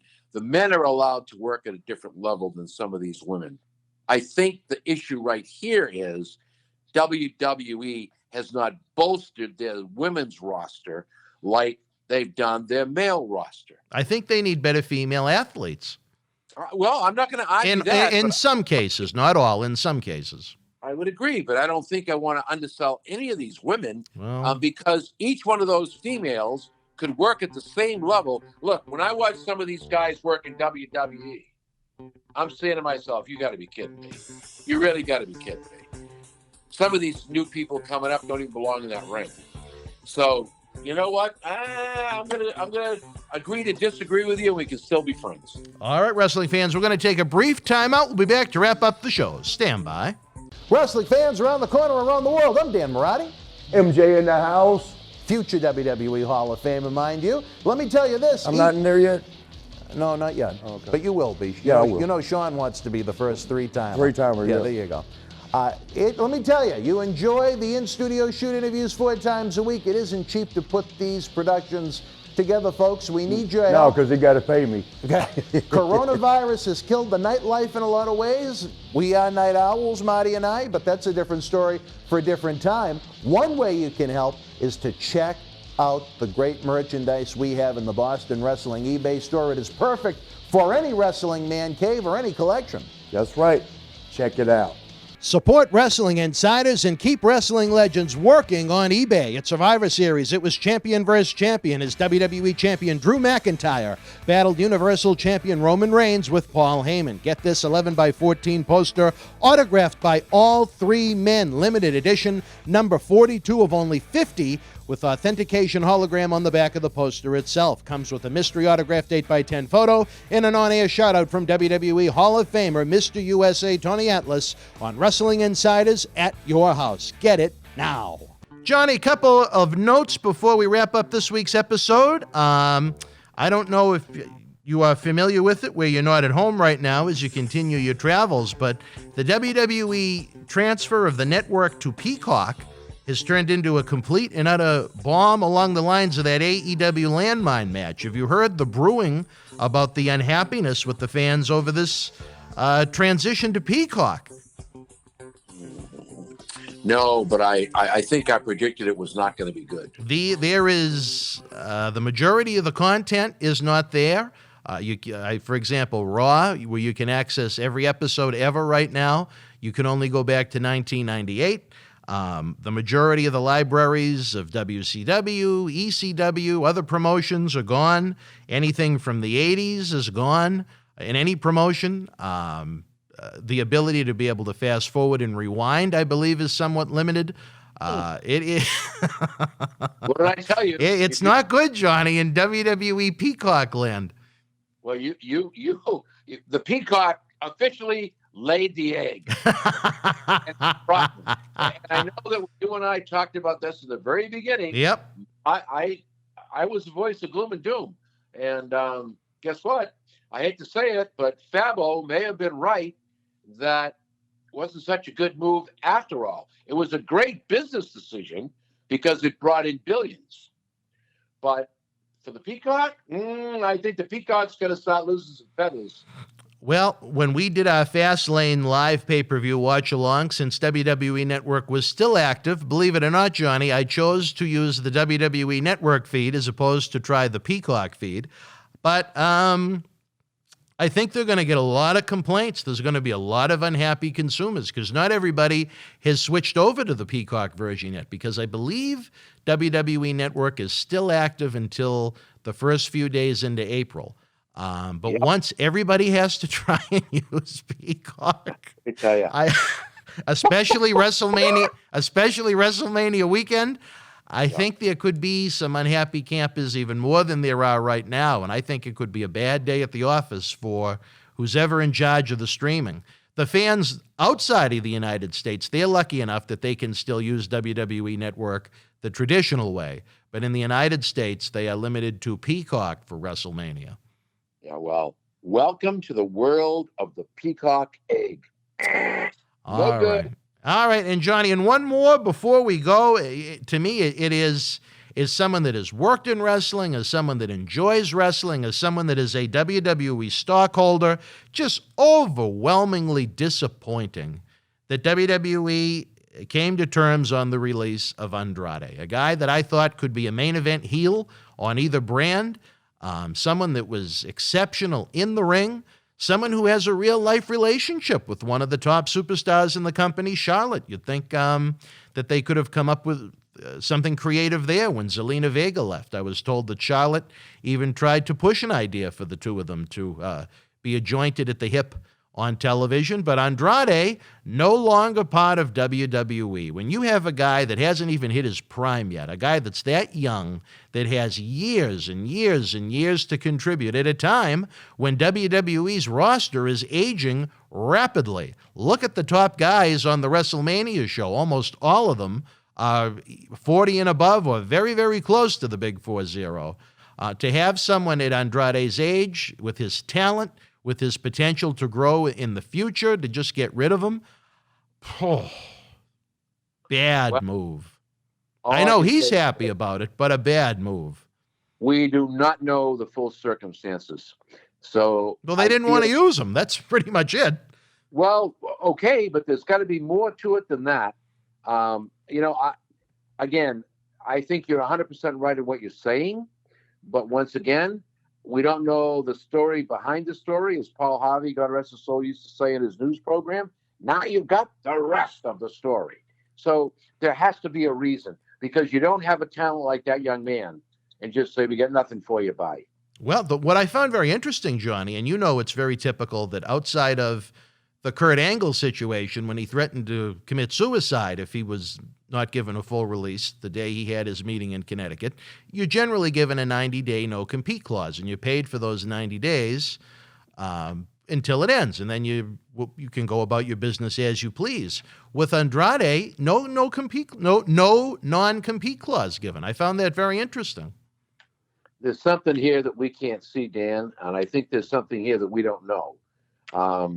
I have to agree with everything you've said to this point, but I think I need the underlying story, because there has to be something behind the curtain. Well, you'll have to get out your magnifying glass and play super sleuth, Johnny. But, you look at someone like Andrade, you look at talents like Angel Garza, who I think could be the next Eddie Guerrero with the right material. You look at someone like Aleister Black, who has been hiding in that room waiting for someone to knock on the door to give him a fight, who's been on milk cartons since his wife, Zelina Vega, departed the company. Someone like Bo Dallas, who's just such an exceptional talent, maybe that it hasn't shown on TV, but if you've ever seen him at the live events, non-televised, his work. Someone like Ricochet, who I think should be groomed as the next Rey Mysterio, with his look, the way he wrestles, the way he moves, the way he flies, the way he speaks. Great. Another great Spanish talent in Humberto Carrillo, who has been almost another non-existent talent. You have all these great guys at a time when you have so many boring, repetitive matches, especially on Raw, that is revolved around Sheamus and Miz and John Morrison with the hairdo like ODB from TNA. And it's just, why continue to put the same talents in the same segments multiple times each week when you have so many guys that you could put up to bat and have a chance to hit a home run? The answer is, I really don't know, but somebody's making bad business decisions. Do you think there is a fan base that is clamoring to see Nia Jax and Reginald on television 2 or sometimes even 3 times a week when they're on NXT? No. Well, I agree with you. Well, all right, Johnny, any final thoughts? Andrade, as I've noted, he has the open invite to come here to the studio, the open invite to join us live when the MWF returns to Memorial Hall Saturday night, November the 13th, but I have a feeling he's going to be scooped up by a wrestling company very soon. I have a feeling I could not imagine running a full-time wrestling operation and not wanting that man to be part of my company. He's an AEW will have him pretty soon. In Andrade, the A in that stands for an A talent, in my opinion. Go. I mean, I don't know the man, but as far as his talent goes, his ability goes, I think he's exceptional, and I think he only has the potential to get better as he gets older and has a little bit more experience under his belt. You know what I mean? I hear you. Nothing but compliments for that guy. Again, professionally, personally, I don't know him. But I've never heard anything bad about him from any of our mutual friends, but it is what it is. All right, Johnny, we are running out of time here. We're going to be back next Friday. You and I are going to talk the Hoff, and then 2 weeks from tonight, we're going to do a big WrestleMania preview for the fabulous one himself, Mr. Cena. I'm Dan Marotti. We'll see you next Friday night on Fabulous Fridays. As far as Tuesday nights with Tony goes, I guess the T this week stands for TBA. We don't exactly know right now. To be announced. Be well, stay healthy. Good night. The World Wrestling Federation was live at Telford Arena in Telford, England, Friday, March the 25th, 1994. In the opening contest, Quang beat Coco Beware. Earthquake with the win over IRS. Diesel defeated the 1-2-3 Kid. Bam Bam Bigelow victorious over Tatanka. Jeff Jarrett beat Doink the Clown. WWF Tag Team Champions the Quebecers retain the titles over Men on a Mission. And in the main event, WWF World Champion Bret Hitman Hart retained the title over Owen Hart. If you were in Telford Live, share your memories in the comments section below. Use the links in the description box to keep Wrestling Legends working in our eBay store and on our acclaimed Patreon streaming service so we can bring you more interactive superstar shoot interviews to relive the good old days of professional wrestling. Check it out. Boston Wrestling Sports in the MWF explodes into a new year with professional wrestling content galore and need you to join our family. Every Tuesday night at 10 p.m. after our Monday Night Raw review, it's Wrestling Insiders at your house with WWE Hall of Famer Mr. USA Tony Atlas. Wednesday nights at 10 p.m. after NXT and AEW, join rotating legends on Wrestling Insiders Special Edition. Every Thursday night at 10 p.m. after our NXT and Dynamite review, it's Marty Jannetty's no-holds-barred sex, drugs, and rock and roll journey on Wrestling Insiders Party with Marty. Friday night after SmackDown, don't miss John Cena Sr.'s Wrestling Insiders Fabulous Fridays. Plus, look for classic clips, history videos, bonus live episodes, pay-per-view watch-alongs, and more. For less than a cup of coffee at Starbucks, get early ad-free access to our Wrestling Insider talk shows, our acclaimed studio shoot interview DVD library, and help keep Wrestling Legends working during the worst of times. Join our growing family at patreon.com/Boston Wrestling. Join John Cena Sr. next Friday night and every Friday night at 10 p.m. after SmackDown. His staff is working like Santa's elves in December to have Fabo Pop Soda available for your WrestleMania parties. And you want to talk about WrestleMania parties, folks? What about ours? Literally all week long in Tampa at our Wrestle House. We've announced already that WWE Hall of Famer Gerald Briscoe will be with us. Our longtime friends Al Snow and Dutch Mantell, a.k.a. Zeb Coulter, will be with us. And even a youngin' like JTG of Crime Time, who partnered with the late Chad Gaspard in WWE in recent years. We're going to be taping Wrestling Insider interviews, along with live episodes and cyber autograph signings, where you can get an autograph photo mailed to you and interact with the superstars. Monday night before Raw, we're going to have even more announcements. Head on over to bostonwrestling.com for more. Running out of time here, folks. Hope you have a great week ahead. Monday night, we're also going to debut a podcast-style show with Oscar of Men on a Mission, yet another mid-90s WWF superstar joining the family. As far as what is to come on Tuesdays, I'm not sure. TBA, I guess. Talk about that. Tony B. Atlas. Until we speak again, folks, you and yours, be well, stay healthy. Good night. The World Wrestling Federation was live at the New Haven Coliseum in New Haven, Connecticut, Thursday, March the 27th, 1986. In the opening contest, S.D. Jones beat Rene Goulet. Tony Atlas battled Iron Mike Sharp to a time-limit draw. Pedro Morales victorious over Moondog Spot. Jim Neidhart defeated Davey Boy Smith. Dynamite Kid with the win over Bret Hitman Hart. King Kong Bundy beat Tony Gurria. And in the main event, Ricky the Dragon Steamboat, the Junkyard Dog, and the Haiti Kid victorious over Hoss Funk, Terry Funk, and Jimmy Hart. If you were in New Haven Live, share your memories in the comment section below. Use the links in the description box to help keep Wrestling Legends working in our eBay store and on our acclaimed Patreon streaming service so we can bring you more interactive superstar shoot interviews to relive the good old days of professional wrestling. Check it out. Boston Wrestling Sports in the MWF explodes into a new year with professional wrestling content galore and need you to join our family. Every Tuesday night at 10 p.m. after our Monday Night Raw review, it's Wrestling Insiders at your house with WWE Hall of Famer Mr. USA Tony Atlas. Wednesday nights at 10 p.m. after NXT and AEW, join rotating legends on Wrestling Insiders Special Edition.